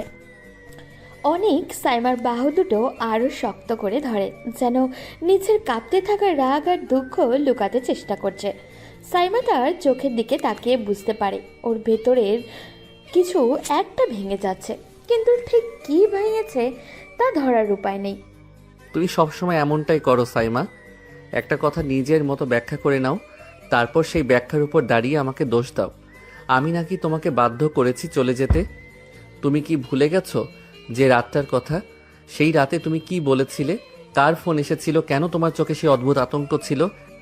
অনেকের কণ্ঠে এমন রহস্য, এমন দাবি যেন সেও নিশ্চিন্ত না কোনো সত্যটা ঠিকমতো মনে আছে, তার কোনটা শুধু নিজের কল্পনা। সাইমা হঠাৎই থমকে যায়, তার মুখের অভিব্যক্তি বদলে যায় 1 সেকেন্ডের জন্য, কিন্তু সে দ্রুত নিজেকে সামলে নেয়। কোন রাতে? তুমি আসলে কোন ঘটনার কথা বলছো? আর কার ফোনের কথা বলছো? তুমি কি ভেবে নিয়েছো আমি কারোর সাথে? হ্যাঁ, এটাই ভাবো? তুমি কি আমাকে বিশ্বাসই করনি কখনো? অনেক গলা নামায়, খুব ধীরে বলে, আমি জানি না সাইমা, সত্যি জানি না। কারণ তোমার সেই রাতের নীরবতা, তোমার ব্যাগটা তাড়াহুড়ো করে গোছানো, আর সেই অজানা নম্বর থেকে আসা ফোন কল সবকিছুই আমাকে অন্য কিছু ভাবতে বাধ্য করেছিল। তুমি ব্যাখ্যা করার আগেই তুমি চলে গেলে হঠাৎ, একদম হঠাৎ করে। সাইমা চোখের রাগ, কষ্ট আর বিভ্রান্তি সব একসাথে জমে ওঠে। তুমি কি কখনো আমাকে জিজ্ঞাসা করেছিলে একবারও? তুমি শুধু নিজের মতো ভেবেছো আর সেটাকে সত্যি বানিয়েছো। তুমি কখনো জানতে চাওনি সেই রাতে আসলে কি হয়েছিল, কার ফোন ছিল, কেন আমি ভয় পেয়েছিলাম। তুমি শুধু নিজের সন্দেহেই ডুবে থাকলে। অনেক হেসে ফেলে, একটা ব্যথা ভরা কঠিন হাসি। আর তুমি কি আমাকে বলেছিলে? তুমি কি একবারও চেষ্টা করেছিলে আমাকে বোঝানোর? সেই ফোনটা কার ছিল সাইমা, বলো, এখন বলো, আমি শুনছি। সাইমা চুপ করে যায়, তার ঠোঁটও কাঁপে, কিন্তু শব্দ বের হয় না। কিছু বলতে গিয়ে সে থেমে যায়, যেন কিছু স্মৃতি তাকে আটকে দিচ্ছে। অনেক তার মুখটা খুঁজে খুঁজে দেখছে, যেন প্রতিটা অভিব্যক্তি পরে সত্যটা বের করতে চাইছে ও। দেখলে, আজও তুমি চুপ। এতদিন পরও তুমি সেই একটাই কাজটা করতে পারলে না, আমাকে সত্যিটা বলতে। সাইমা ধীরে ধীরে মাথা উঁচু করে, গলা কাঁপলেও চোখের দৃষ্টি শক্ত। সত্যি সবসময় বলা যায় না অনিক, কিছু সত্যি মানুষকে রক্ষা করার জন্যই লুকিয়ে যেতে হয়, সবাইকে নয়। কখনো কখনো যাকে সবচেয়ে বেশি ভালোবাসি তাকে। একবার অনেক থেমে যায়। সাইমার কথায় একটা ভেদ করা যন্ত্রণা আছে, যেন সত্যিই কিছু ছিল, কোনো বিপদ, কোনো হুমকি, অথবা কেউ। কাকে রক্ষা করার জন্য সাইমা, আমাকে নাকি অন্য কাউকে? সাইমার নিঃশ্বাস কেঁপে ওঠে, তার চোখ পানি জমে, কিন্তু সে কিছু বলে না। দুজনের মাঝেই হঠাৎ করে একটা নীরবতা নেমে আসে, যে নীরবতা কোনো দিন সম্পূর্ণভাবে ভাঙা যায় না। এখানে মনে হয় হয়তো সত্যিই কোনো তৃতীয় ব্যক্তি ছিল, অথবা হয়তো তাদের দুজনের ভুল বোঝাবুঝি সেই তৃতীয় ব্যক্তি। কিন্তু সত্যিটা, সে এখনও অদৃশ্য অন্ধকারে লুকিয়ে আছে, যেটা দুজনেই জানে, আবার কেউ হয়তো ঠিকমতো জানেই না। সাইমা, আজ তুমি বলবে আমি এতদিন ধরে যা বুঝতে পারিনি, যার কারণে আমরা দূরে চলে গেছি, আজ সব জানতে চাই। তুমি সেই রাতে কোনো ফোন পেয়েছিলে, কি শুনেছিলে, কি ঘটেছিল, সব বলো। তুমি আমার সামনে দাঁড়িয়ে আছো আর আমি তোমার প্রতিটা কথা শুনতে চাই। আজ কোনো লুকোচুরি নয়, কোনো অর্ধসত্য নয়। হ্যাঁ, আজ আমি বলবো, কারণ তুমি এমনভাবে প্রশ্ন করছো যেন আমি ইচ্ছে করে তোমাকে কষ্ট দিয়েছি, যেন আমি তোমাকে ধোঁকা দিয়েছি। অথচ তুমি জানোই না আমি ঠিক কোন অবস্থার মধ্য দিয়ে যাচ্ছিলাম। তুমি কখনো সেই রাতে আমার চোখের দিকে তাকিয়ে জানতে চাওনি কি ঘটেছিল। তুমি শুধু যা দেখেছো, যা অনুমান করেছো, সেটাই সত্যি ধরে নিয়েছো, কিন্তু সত্যিটা কখনো তোমার সামনে আসেনি। আমি শুধু মনে করতে পারি তুমি সেই রাতে একটা ফোন পাওয়ার পর পুরো বদলে গিয়েছিলে। তোমার মুখ ফ্যাকাশে হয়ে গেল, তুমি অসংলগ্ন আচরণ করলে, আর পরদিন ভোরে তুমি আমার কোনো কথা না শুনে চলে গেলে। আমি ভাবলাম তুমি আমাকে এড়িয়ে যাচ্ছ। তখন যদি তুমি শুধু একটা কথা বলতে, কেন তুমি এমন হলে, কি ঘটলো, সব কিছু বদলে যেত। কিন্তু তুমি চুপচাপ চলে গেলে। ফোনটা ছিল মিরাজের। হ্যাঁ, সেই মিরাজ যাকে তুমি তোমার নিজের লোক মনে করতে, যার সঙ্গে তুমি সবকিছু শেয়ার করতে। সে রাত দুটোয় আমাকে ফোন করে বলল সে বিপদে আছে। প্রথমে আমি যেতে চাইনি, কারণ তোমার সঙ্গে দেখা করে তখনই ঘুমাতে গিয়েছিলাম। কিন্তু তারপর সে এমন একটা কথা বলল যা আমাকে জমাট বরফের মতো করে দিল। সে বলল যদি আমি এখনই না যাই তবে সে তোমার বিরুদ্ধে এমন কিছু করবে যা তোমার জীবন, তোমার ক্যারিয়ার সব ধ্বংস করে দিবে। মিরাজ তোমাকে এমন কথা বলবে? সেই মানুষটা, সে কেন? সে তোমাকে হঠাৎ করে এত রাতে ফোন করবে কেন? আর তোমাকে হুমকি দেবে কেন? কারণ সে আমাকে পছন্দ করতো অনেক অনেক দিন ধরে, কিন্তু কখনো পরিষ্কার করে বলেনি। ওর আচরণ মাঝে মাঝে অদ্ভুত মনে হতো, কিন্তু আমি কখনো ভেবেই দেখিনি এটা আসলে কি। আমি যখন তাকে বললাম আমি তোমাকে ভালোবাসি আর তোমার সাথেই থাকতে চাই, সে সেটা সহ্য করেনি। সেই রাতেই সে প্রথমবার নিজের মুখে স্বীকার করলো। তার চোখে এমন এক রাগ, এমন এক পাগলামি ছিল যে আমি ভয় পেয়ে গিয়েছিলাম। সে বলল আমি যদি তোমাকে না ছাড়ি তাহলে তোমাকে হারাতে হবে। সে তোমাকে নিজের হাতে ধ্বংস করে দেব। আর তুমি তখনই সিদ্ধান্ত নিলে আমাকে ছেড়ে যাওয়ার। তুমি আমাকে কিছু বলতে পারতে, আমি তোমার উপর রাগ করতাম না। তুমি যদি তখনই বলতে মিরাজ তোমাকে এমন হুমকি দিচ্ছে, আমি কখনোই তোমাকে সন্দেহ করতাম না। আমি বরং তোমার পাশে দাঁড়াতাম। না অনিক, তুমি শুনতে না, তুমি ভাবতে আমি বাড়িয়ে বলছি। আমি সেই সময় তোমাদের দুজনকে যতটা কাছে দেখতাম, আমি জানতাম তুমি একবারও বিশ্বাস করবে না মিরাজ এমন কিছু করতে পারে। আর যদি তুমি বিশ্বাস না করতে তাহলে আমাদের সম্পর্কটাই সন্দেহেই ভেঙে যেত। আমি চাইনি তোমার জীবনে, ক্যারিয়ারে, নিরাপত্তায় কোনো বিপদ আসুক। আমি ভেবেছিলাম তুমি দূরে থাকলে সে শান্ত হবে, সব ঠিক হয়ে যাবে, কিন্তু ভুল ছিল। সে থামেনি। আজও সে আমাকে ফোন করে, মেসেজ দেয়, হুমকি দেয়। যদি আমি আবার তোমার কাছে ফিরি তাহলে সে তোমাকে আঘাত করবে। তাহলে এতদিন ধরে তুমি একা এইসব মুখোমুখি হচ্ছ? আমি ভাবছিলাম তুমি আমাকে ভুলে গেছো, আমাকে ভালোবাসো না, অন্য কারো দিকে মন দিয়েছ। আর তুমি নাকি আমাকে রক্ষা করতে গিয়ে আমাকে ছেড়ে দিলে। তুমি আমার সাথে লড়তে পারতে সাইমা, আমি তোমাকে রক্ষা করতে পারতাম। তুমি কেন আমাকে সেই সুযোগ দিলে না? কারণ তোমাকে হারানোর ভয়টাই ছিল সবচেয়ে বড় ভয়। আমি যদি তোমাকে বলতাম আর তুমি বিশ্বাস না করতে তাহলে আমাদের সম্পর্ক তাতেই শেষ হয়ে যেত। আর যদি সে তোমার কোনো ক্ষতি করত, আমি সেটা কোনোভাবেই সহ্য করতে পারতাম না। তাই আমি দূরে সরে যাই, ভাবতাম এটাই নিরাপদ। কিন্তু আমি জানতাম না যে তুমি কতটা অসুস্থ হয়ে পড়েছো। এবার আর তুমি একা নাও। এখন থেকে সব আমি সামলাবো। মিরাজ যতই ক্ষমতাবান হোক, যত সংযোগ থাকুক, এবার আমি তার মুখোমুখি হব। তুমি আমার পাশে থাকবে আর আমি তোমাকে রক্ষা করব। সত্য লুকিয়ে রাখা শেষ, এখন সময় সত্যের বিরুদ্ধে দাঁড়ানোর। অনেক তাকে অবহেলা করো না। সে এখন আগের মতো নেই। সে যা করতে পারে তুমি কল্পনাও করতে পারবে না। আমি চাই না তোমার কোনো ক্ষতি হোক। তোমাকে হারানোর থেকেও বড় কোনো ভয় আমার নেই, আর তোমাকে রক্ষা করতে হলে আমি শেষ পর্যন্ত যাব। সাইমা কিছুক্ষণ চুপ থাকে। দুজনের মধ্যে নীরবতা, উত্তেজনা, ভালোবাসা সব মিলিয়ে একটা নতুন অধ্যায় শুরু হতে থাকে। আজ সব শেষ, আজ সত্যটা সামনে আসবে। কথাটি বলে অনেক সাইমার কেবিনের দরজা খুলে বাইরে বেরিয়ে এসে দেখে মিরাজ এখনো সেখানেই দাঁড়িয়ে আছে। অনিক, তুমি একা কেন? সাইমা কোথায়? তোমার এত বড় সাহস, তুমি এতক্ষণ ধরে সাইমাকে নিয়ে রুম লক করে রেখেছিলেন? কি যে বলেন না মিরাজ সাহেব, একজন অ্যাডাল্ট ছেলে মেয়ে, স্বামী স্ত্রী যখন লক করা রুমে থেকে বেরিয়ে আসে তখন রুমের ভেতর কি হয়েছে সেটা জিজ্ঞেস করতে নেই। বাজে কথা বলা বন্ধ করো। তোমরা দুইজন স্বামী স্ত্রী মানে? আপনি এখনো জানেন না? অবশ্য জানবেনই বা কি করে। আমাদের বিচ্ছেদের আগে আমরা দুইজন আইন মেনে, ধর্ম মেনে বিবাহ সম্পন্ন করেছিলাম। যদিও এই বিষয়টা শুধুমাত্র আমি আর ও ছাড়া জানি না, কারণ আমাদের বিয়ের রিসেপশন এখনো বাকি আছে। তবে আপনি চিন্তা করেন না, আমাদের বিয়ের রিসেপশনের সর্বপ্রথম কার্ডটি আপনিই পাবেন। বাজে কথা বলা বন্ধ করো। আশ্চর্য, এখন আপনার কাছে নিজের সত্যতা প্রমাণ করার জন্য আমাদের বিয়ের কাবিননামা দেখাতে হবে নাকি? মিরাজ চেয়ারে হেলান দিয়ে বসলো, ঠোঁটে কেমন একটা অদ্ভুত ধরনের হাসি। কি ব্যাপার? শুনলাম তোমার আর সাইমার মাঝে আবার কিছু চলছে। হঠাৎ আগ্রহ? হ্যাঁ, চলছে। আর সেজন্যই আমি এখানে, কারণ সে আমাকে আজ সব বলেছে। সব। তুমি কি ভাবছিলে সত্যিটা চিরকাল লুকিয়ে রাখতে পারবে? মিরাজের মুখের হাসি এক মুহূর্ত থেমে গেল। সে ধীরে জোর করে একটা হাসি আনলো। সাইমা তোমাকে কি বলেছে খুব জানতে ইচ্ছে করছে। সে বলেছে তুমি তাকে সেই রাতে হুমকি দিয়েছিলে আমার নাম করে। বলেছিলে আমি বিপদে পড়ব, আমার ক্যারিয়ার শেষ করবে, আর এই জন্যই সে আমার কাছ থেকে দূরে সরে যায়। তুমি ফোন করেছিলে রাত 2টোয়, তাকে ডেকেছিলে, তাকে ভয় দেখিয়েছিলে। আমি জানতে চাই কেন?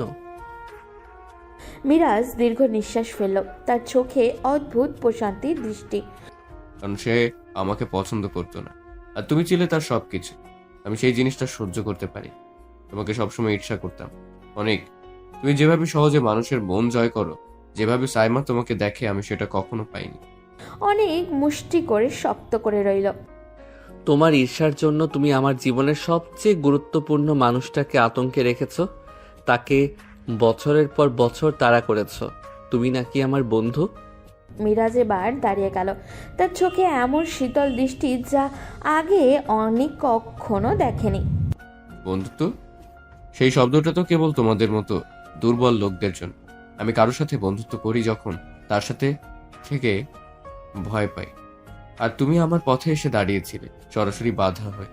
সাইমাকে আমি বহুদিন ধরেই চাইতাম, কিন্তু সে আমাকে পাত্তা দিত না। তুমি তার জীবনে আসার পর সে আরো দূরে চলে গেল। তখন বুঝলাম তাকে পাওয়ার একটাই উপায়, তোমাকে তার কাছ থেকে সরিয়ে ফেলা। অনেক এগিয়ে এলো, চোখে আগুন তার। তাহলে তুমি সাইমাকে জোর করেছো, তাকে হুমকি দিয়েছো, আর এখনো তাকে বিরক্ত করছো? মিরাজ ঠান্ডা একটা হাসি দিল। ওকে বিরক্ত করছি না, ওকে মনে করিয়ে দিচ্ছি যে আমি এখনো আছি। আর তুমি যদি ওর কাছে আবার আসো, তবে তোমার জীবনে এমন ঝড় তৈরি করব যে তুমি সামলাতে পারবে না। সাইমা সেটা জানে, তাই সে তোমার কাছে আসতে চাইছে না, কারণ সে জানে তোমার ক্ষতি হলে সেটাও সহ্য করতে পারবে না। অনেক এবার নিজেকে ধরে রাখতে পারল না। তুমি যতই ভয় দেখাও, যতই হুমকি দাও, আজ থেকে তোমার ক্ষমতা শেষ। তুমি সাইমার উপর থেকে তোমার ছায়া সরিয়ে নেবে। তুমি তাকে আর কখনো ফোন করবে না, মেসেজ করবে না, বিরক্ত করবে না। আর যদি করো, আমি তোমার বিরুদ্ধে এমন জায়গায় দাঁড়াবো যেখানে তোমার ক্ষমতা কোনোদিন পৌঁছাবে না। মিরাজ এবার রেগে চোখ লাল করে বলে উঠল। তুমি আমাকে থামাতে আসছো? তুমি তুমি জানো আমি কে, কি করতে পারি? তুমি জানো না আমার কত বড় সংযোগ আছে, কোথায় কোথায় আমার লোক আছে। তুমি যদি সাইমার কাছে ফিরে যাও, তুমি যদি ওর পাশে দাঁড়াও, তাহলে আমি শুধু তোমাকে না, তোমাদের দুজনকেই শেষ করে দেব। তোমরা একসাথে থাকতে পারবে ভাবছো? আমি সেটা হতে দেব না।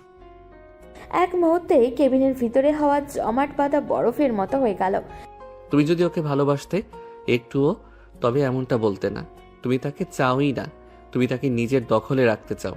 আর সেই কারণেই তুমি আজও একা। আর শোনো, সাইমা এখন আমার সাথে, আর এবার সে আমার কাছ থেকে দূরে যাবে না। মিরাজের চোখে পাগলামে ছিলে।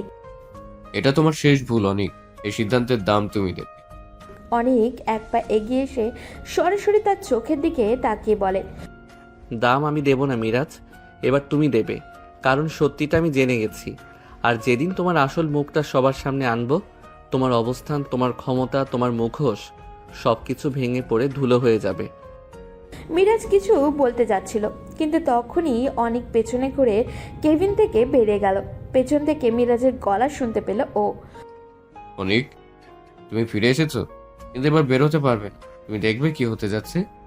অনেক থামলো না, তার চোখে একটাই সিদ্ধান্ত, সাইমাকে রক্ষা করতে হবে, আর তা যেভাবেই হোক।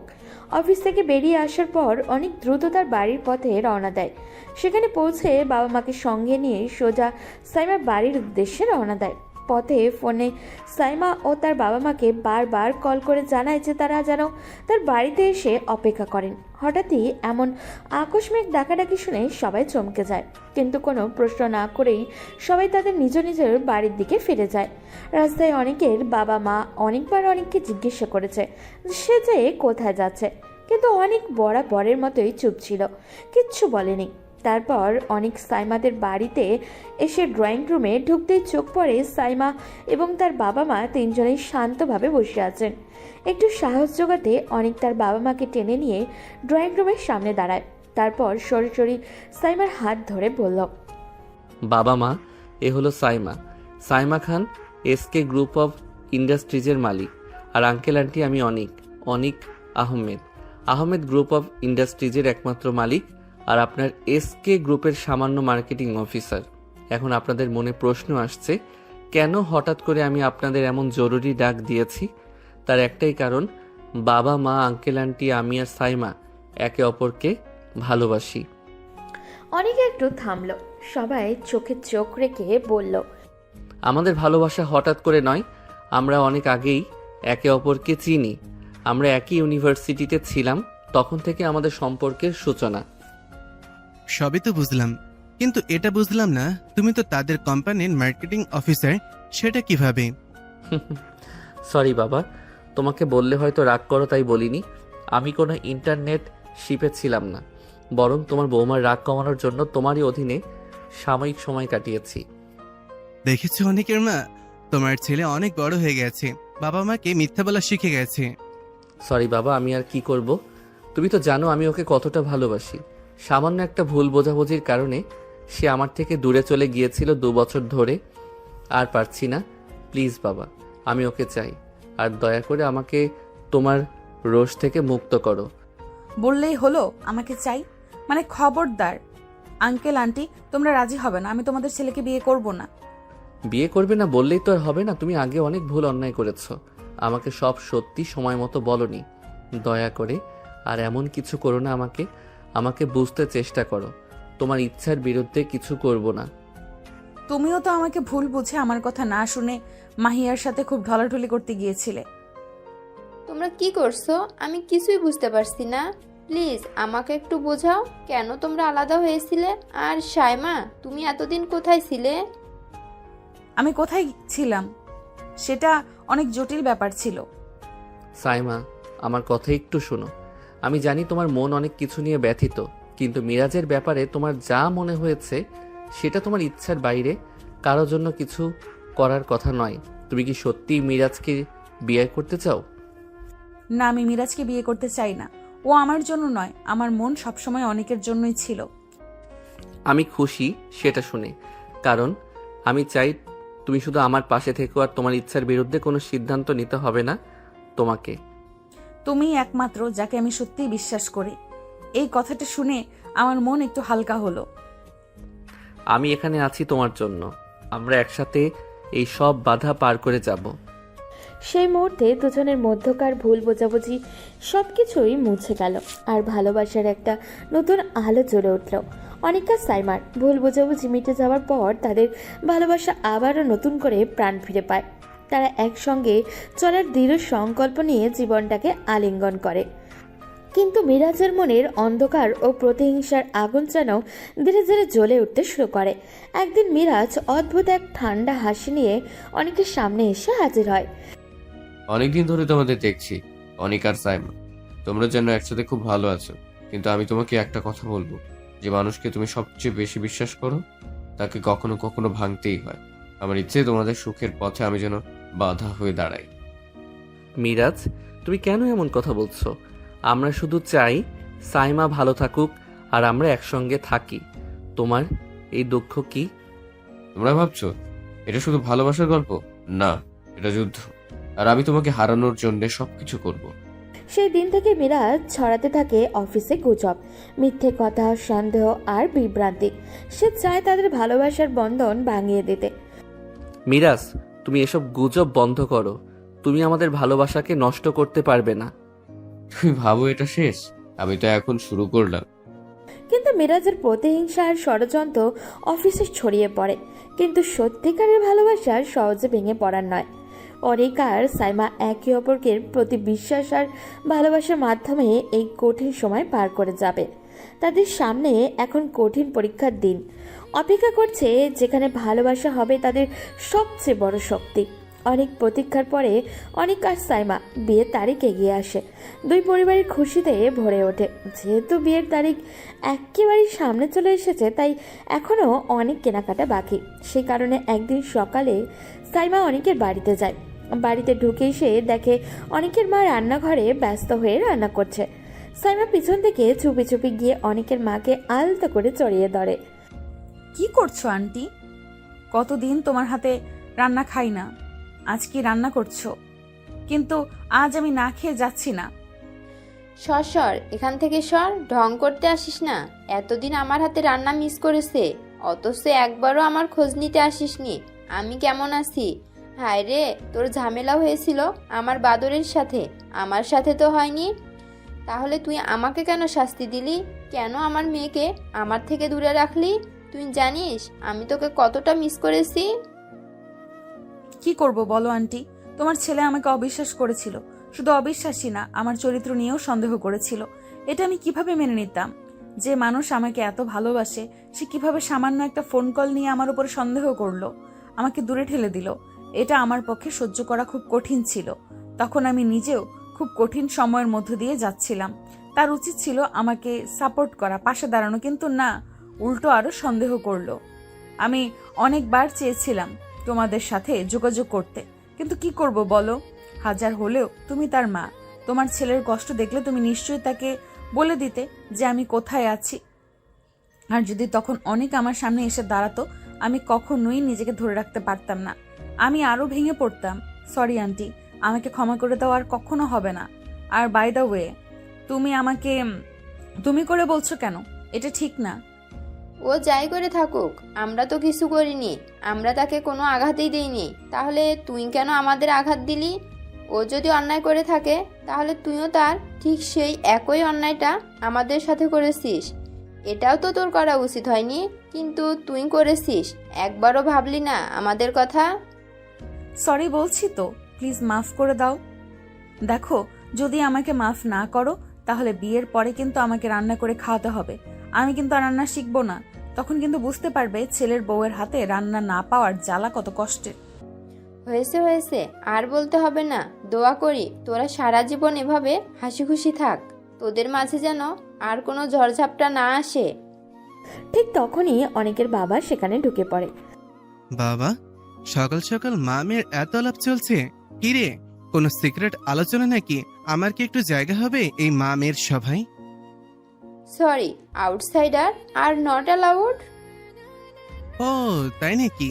এখন মেয়েকে পেয়ে আমাকে ভুলে গেলে?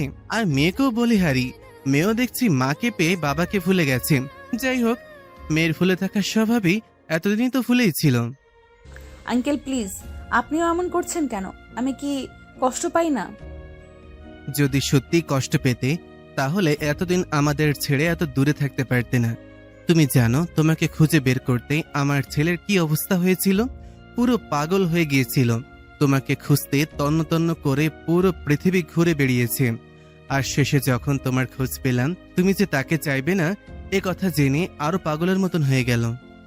সে আমাকে নিয়ে এসেছে মানে? বুঝলাম না। তোমার আর অনেকের ঝামেলা যেদিন হয়েছিল, সেদিন তুমি রাগ করে কিংবা অভিমান করে, যাই বলো, আমাদের কাছ থেকে দূরে যখন লুকিয়ে জাপানের টোকিওতে চলে গেলে, তখন তোমার দেবদাস পুরোপুরি ভেঙে পড়েছিল। রাত দিন দরজা বন্ধ করে ঘরে বসে থাকতো, খাওয়া দাওয়া করতো না, এমনকি সুইসাইডও করতে গিয়েছিল। কিন্তু হয়তো কোনো আশায় বা সাহসের অভাবে সেটা করেনি। আমরা তাকে স্বাভাবিক অবস্থায় আনতে পারছিলাম না।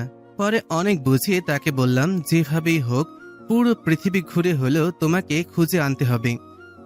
তখনই শুরু হলো সাইমাকে খোঁজার অভিযান। দিন যায়, মাস যায়, কিন্তু তোমাকে পাওয়া যায় না। হারিয়ে যাওয়া মানুষকে খুঁজে পাওয়া যায়, কিন্তু যে নিজে থেকে লুকিয়ে থাকে তাকে খুঁজে পাওয়া কত কঠিন সেটা তখনই বুঝলাম। তারপর কয়েক মাস আগে একজন এসে খবর দিল তোকে নাকি টোকিওতে দেখা গেছে। আমার পাগলের পাগলামি আবার শুরু হলো। বারবার আমার কাছে এসে হুশ নাহুশ অবস্থায় কান্নাকাটি করত। বাবা, তাকে ফিরিয়ে আনতে হবে। শেষ পর্যন্ত সে একটা কৌশল বের করে, আর সেই কৌশলেই তোকে ফিরিয়ে আনতে পেরেছি। সাইমার চোখ বিস্ময়ে বড় হয়ে যায়। এতদিন ধরে নিজের মনে যে কাঠিন্য আর অভিমান জমিয়ে রেখেছিল তা যেন মুহূর্তেই নরম হতে থাকে, কিন্তু তবুও তার ভেতরে ঢেউ খেলে যায়। এত বড় ঘটনা সে জানতই না। ঠিক তখনই রান্নাঘরে ঢোকার পথ আটকায় অনেক। দাঁড়িয়ে থাকে, চুপচাপ শান্ত, কিন্তু মুখে অপরাধবোধ ভরা, ক্লান্তি। আর সাইমা ধীরে ধীরে তার দিকে তাকিয়ে থাকা শুরু করে। এইসব কথা আমি চাইনি এত তাড়াতাড়ি জানাতে, কিন্তু আজ শুনে ফেললে। সাইমা, আমি সত্যিই তোমাকে হারাতে পারিনি। তোমাকে খুঁজে বের করা আমার জন্য শুধু একটা কাজ ছিল না, এটা ছিল বেঁচে থাকার কারণ। তুমি চলে যাওয়ার পরে আমি সত্যি ভেঙে পড়েছিলাম। সবাই ভাবছিল আমি সামলে নেব, কিন্তু পারিনি। আমি জানতাম তুমি কোথাও লুকিয়ে আছো, কিন্তু তোমাকে খুঁজে পাওয়ার মতো শক্তি আমার ছিল না তখন। তোমাকে হারানোর ভয়টাই আমাকে মেরে ফেলছিল। সাইমা তার দিকে কিছুক্ষণ তাকিয়ে থাকে, তারপর ধীরে ধীরে এগিয়ে আসে। অনেকের মুখের দিকে তাকিয়ে সেও যেন ঠিক বুঝতে পারে না কি বলবে। তাহলে তুমি পুরো পৃথিবী ছেড়ে আমার পেছনে দৌড়াচ্ছিলে, কিন্তু যখন আমার সবচেয়ে দরকার ছিল তোমার বিশ্বাস, তখন তুমি সেটা দিতে পারোনি। আমাকে বিশ্বাস না করার আঘাতটা তুমি বোঝোনি অনিক। আমি তখন নিজের জীবন, নিজের পরিবার, নিজের ভবিষ্যৎ সব নিয়ে তোলপাড় হচ্ছিলাম। যে মানুষটা আমার পাশে থাকার কথা, সেই আমাকে ভেঙে দিল। অনেক কয়েক ধাপ এগিয়ে এসে থেমে দাঁড়ায়, তার চোখে জল। হ্যাঁ, তুমি ঠিক, আমি ভুল করেছিলাম। আমি ভেবেছিলাম তোমাকে হারাচ্ছি, এতটাই ভয় পেয়েছিলাম যে তোমাকে ধরে রাখতে গিয়ে তোমাকে আঘাত দিয়ে ফেলেছি। তুমি আমার জীবন ছিলে, আর আমি নিজের ভয়কে সামলাতে না পেরে তোমাকে হারিয়ে ফেলেছি। সাইমা, আমি নিখুঁত নই, কিন্তু তোমাকে ছাড়া আমি অসহ্য যন্ত্রণায় ছিলাম। আমি তোমাকে খুঁজতে বেরিয়েছিলাম শুধু একটা কারণে, তোমাকে ছাড়া আমার কিছুই নেই। রান্নাঘরটা মুহূর্তের মধ্যে নীরব হয়ে যায়। শুধু অনেকের শ্বাস আর সাইমার চোখের কাঁপুনি শোনা যাচ্ছে। অনেকের মা আর বাবা দুজনের নিঃশব্দে তাকিয়ে থাকে, কারণ তারা জানে এই মুহূর্তে শুধু অনেক আর সাইমার। সাইমা ধীরে ধীরে মাথা নিচু করে। তুমি আমাকে খুঁজেছো, আমি মানি, তোমার কষ্টও মানি, কিন্তু অনেক শুধু কষ্ট তোমার ছিল না, আমিও তো আরো ভেঙে বেঁচেছি। আমি তো আরো ভেঙে ভেঙে বেঁচেছি। জীবনের এক এক দিন এক এক ভাবে আমাকে ছিঁড়ে ফেলেছিল। হঠাৎই অনেক এগিয়ে এসে আর অপেক্ষা সহ্য করতে পারে না, তার হাত আলতো করে সাইমার হাতে রাখে। তাই তো তোমাকে ফিরিয়ে এনেছি, এবার আর কোনো ভুল করতে চাই না। আমি আমার সব ভুল ঠিক করতে চাই। তুমি যদি অনুমতি দাও, আমি তোমার পাশে নতুনভাবে বাঁচতে চাই। সাইমা দীর্ঘক্ষণ চোখ বন্ধ করে রাখে, যেন ভেতরের সমস্ত লড়াই চলে।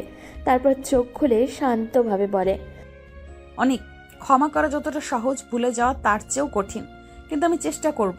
এবার তুমি যদি সত্যি সত্যি আমার পাশে থাকো, তবে আমরা আবার শুরু করতে পারি। অনেক শ্বাস ফেলতে ভুলে যায়, যেন পৃথিবীর সবচেয়ে বড় উপহার পেয়েছে ও।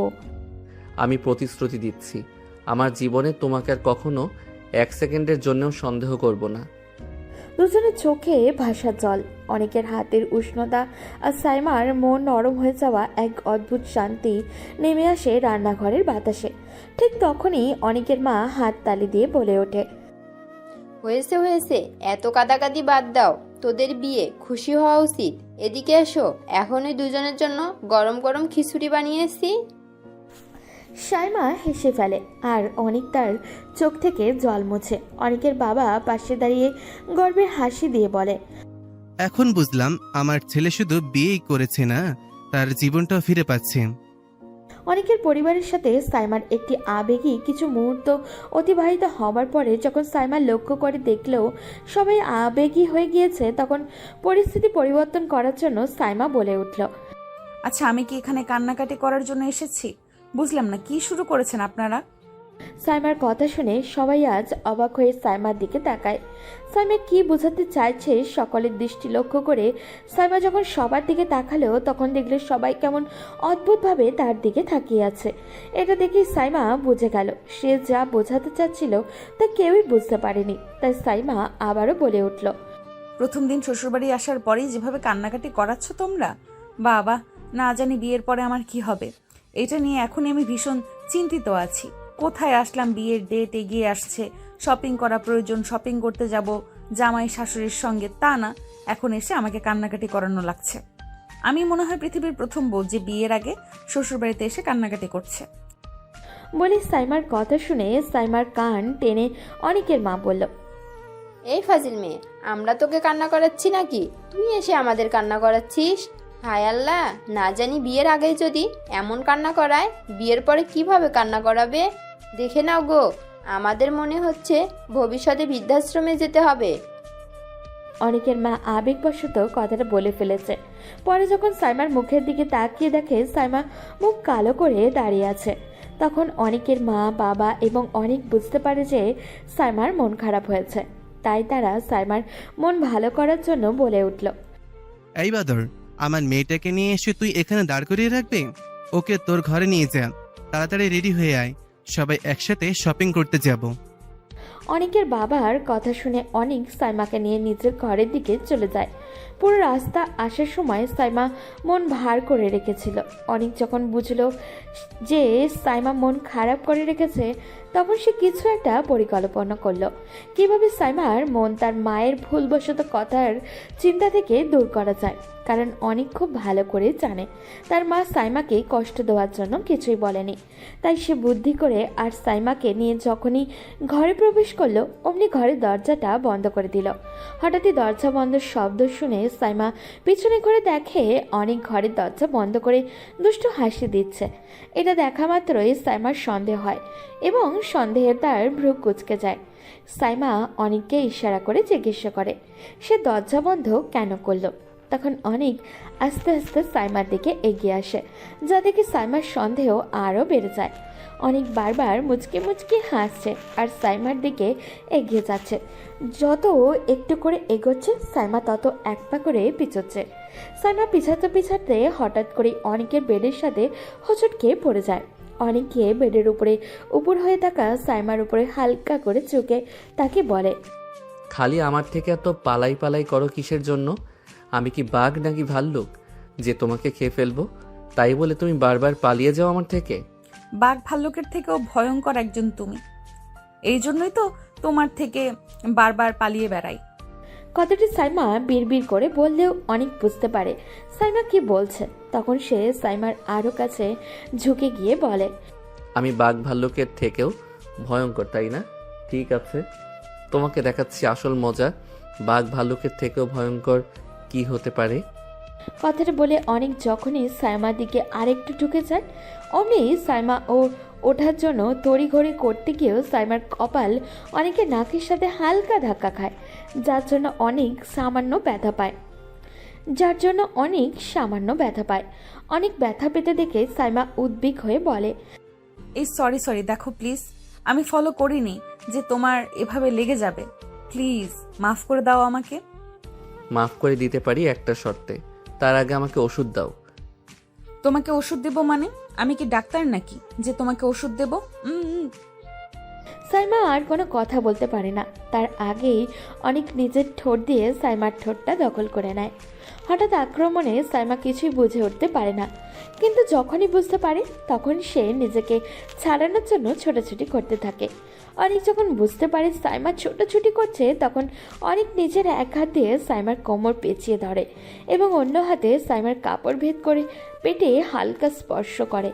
এমন অযাচিত স্পর্শে সাইমা পুরো নীরব হয়ে যায়, যেন তার মস্তিষ্ক কাজ করা বন্ধ করে দিয়েছে। তার পুরো শরীরটা যেন অদ্ভুত রকমের অবশ হয়ে যায়। দুজনেরই সংঘর্ষে সাইমা লম্বা সময় ধরে নীরব থাকলেও অনেক যখন নিজের নিয়ন্ত্রণ হারিয়ে পুরোপুরি সাইমার মধ্যে হারিয়ে যাচ্ছিল, তখন অনেকের হাত সাইমার স্পর্শকাতর জায়গায় স্পর্শ লাগায়। নীরবে সাইমার আর নীরব থাকতে পারে না, তার নীরবতা ভাঙতে তাকে বাধ্য করে অনেক। একটু সময় পর সাইমাও অনেকের সাথে রেসপন্স করে। ঠিক সেই মুহূর্তে ঘর জুড়ে হালকা অস্বস্তি, দুজনের মধ্যে টুকটাক লজ্জা। হঠাৎই টক টক করে দরজায় অনেকের রুমের দরজায় জোরে করা পড়ল। অনেক আর সাইমা দুই দিকে ছিটকে উঠল, যেন কেন ধরা পড়ে না যাবার ভয় শরীর থেকে মাটির দিকে টেনে নিয়ে যাচ্ছিল। দুজনেই দ্রুত নিজেদের পোশাক ঠিকঠাক করছে, নিঃশ্বাস ঠিকও করছে, আর চোখের দৃষ্টি স্বাভাবিক করতে ব্যস্ত। ঠিক তখনই অনেক এক নিঃশ্বাসে অদ্ভুত চরম অপ্রত্যাশিত একটা কথা বেলো ফেলল। আচ্ছা জান, শোনো তো, শপিং তো পরে করলেও চলবে, কিন্তু যদি আমরা যদি মানে এখনই বিয়ে করে ফেলি, তাহলে কি সেটা খুব অন্যায় হয়ে যাবে? অনেকের কথাটা যেন এক মুহূর্ত ঘরের বাতাসকে থমকে দিল। সাইমার চোখ বড় বড় হয়ে গেল, মুখ হা হয়ে গেল। মনে হচ্ছিল যেন তার মাথার উপরে ছোটখাটো একটা বজ্রপাত নেমে এলো। সে অনেক কষ্টে বলা কথা খুঁজে পেল, শব্দ যেন আটকে যাচ্ছিল তার। কি এখনই বিয়ে? অনেক, তুমি কি পাগল নাকি? শপিং, ড্রেস, জুয়েলারি, সাজসজ্জা কিছুই তো ঠিক করা হয়নি। আর তাছাড়া এইভাবে হঠাৎ করে তুমি কি সিরিয়াসলি বললে? অনেক তার দিকে ধীরে ধীরে এগিয়ে এলো, তার চোখে স্থিরতা, কোনো সন্দেহই নেই, কোনো দোটানাও নেই। তার কণ্ঠে এমন শান্তি যেন সে বহুদিন ধরে এই কথাটাই বলতে চেয়েছিল। সাইমা, আমি খুব পরিষ্কার একটা জিনিস বুঝেছি। ড্রেস পরে হলেও হবে, শপিং পরে হলেও হবে, অনুষ্ঠান বড় হোক ছোট হোক তা নিয়ে আমার এতটা চিন্তা নেই। আমি শুধু একটা জিনিস চাই, তোমাকে তোমাকে আমার পাশে চাই, আজ, এখনই, এই মুহূর্তে। সে সাইমার হাত ধরল ধীরে যত্ন করে। জীবনটা কখন কি হয়ে যায় কেউ জানে না জান, তাই আমি বিলম্ব করতে চাই না। আমি তোমার সাথে আজীবন কাটাতে চাই। তুমি চাইলে আমি এখনই তোমার বাবা মার কাছে যেতে পারি। তুমি চাইলে আজকেই আমাদের একটা ছোট্ট অনুষ্ঠান করে ফেলি। শুধু বলো তুমি আমার সঙ্গে থাকতে চাও কি না? সাইমার চোখে হালকা জল এলো। এটা দুঃখের জল নয়, এটা আবেগে ভেসে যাওয়ার, ভালোবাসার উচ্ছ্বাসে ডুবে যাওয়া, নিজের মানুষটাকে তার কতটা চায় সেটা উপলব্ধি করার জল। সে আস্তে করে অনেকের বুকের উপরে মাথা রাখল। অনেক, তুমি যে এভাবে বলবে আমি ভাবতেই পারিনি। হ্যাঁ, আমি শপিং চাই, সাজসজ্জা চাই, কিন্তু তার চেয়েও বেশি আমি চাই তুমি আমার পাশে থাকো। আমি চাই তোমার হাতটা আমার হাতেই থাকুক আজীবন। তাই হ্যাঁ অনেক, আমি রাজি। আজ হোক কাল হোক, যেদিন তুমি চাও আমি তোমাকে বিয়ে করতে রাজি। অনেক এক ঝটকায় সাইমাকে জড়িয়ে ধরল, তার কণ্ঠে আদম্য খুশি, চোখে উজ্জ্বলতা। সাইমা, তুমি জানো না তুমি আমাকে কত খুশি করে দিলে। তোমার সাথে থাকলে আমার সব কিছু সম্পূর্ণ লাগে। সেই সময়ে আবার টকটক করে দরজায় কড়া পড়ল। দুজনে একটু হাসলো, এবার আর ভয় নয়, লজ্জাও নয়, শুধু খুশির হাসি। অনেক দরজা খুলতে বাইরে অনেকের মা বাবা দাঁড়িয়ে আছে। তারা তাদের মুখে এক অদ্ভুত হাসি, মনে হচ্ছিল তারা অনেকক্ষণ ধরেই সব কিছু জানে। মনে হয় তোমাদের দুজনের কথা একটু শুনে ফেলেছি। যদি সত্যি সত্যি বিয়ে করতে চাও তাহলে বলো, আজই নাকি কাল? সাইমা লজ্জায় মাথা নামিয়ে ফেলে। অনেক তার হাতটা আবারও ধরে বলল, আজ আমাদের গল্পটা নতুন করে শুরু হবে। সবার চোখের হাসি, সবার মুখের আনন্দ, সবার মনে দুশ্চিন্তা নেই, শুধু ভালোবাসা। সেদিন সন্ধ্যায় ছোট্ট করে আয়োজন হলো। সোনার উপর গয়না নয়, বড় সাজসজ্জাও নয়, কিন্তু সাইমা ছিল পৃথিবীর সবচেয়ে সুন্দর কনে, আর অনেক ছিল পৃথিবীর সবচেয়ে সুখী বর। দুজনের হাত এক হলো, একটা নতুন জীবনে শুরু হলো। সব ভুল বোঝাবুঝি, সব ভয়, সব দুঃখ পেছনে ফেলে অনেক আর সাইমা দুজনের হাত ধরে শুরু করলো তাদের আজীবনের যাত্রা। যাত্রা যেখানে শেষ নেই, আছে শুধু ভালোবাসা, আস্থা আর একে অপরকে হারিয়ে না ফেলার প্রতিজ্ঞা।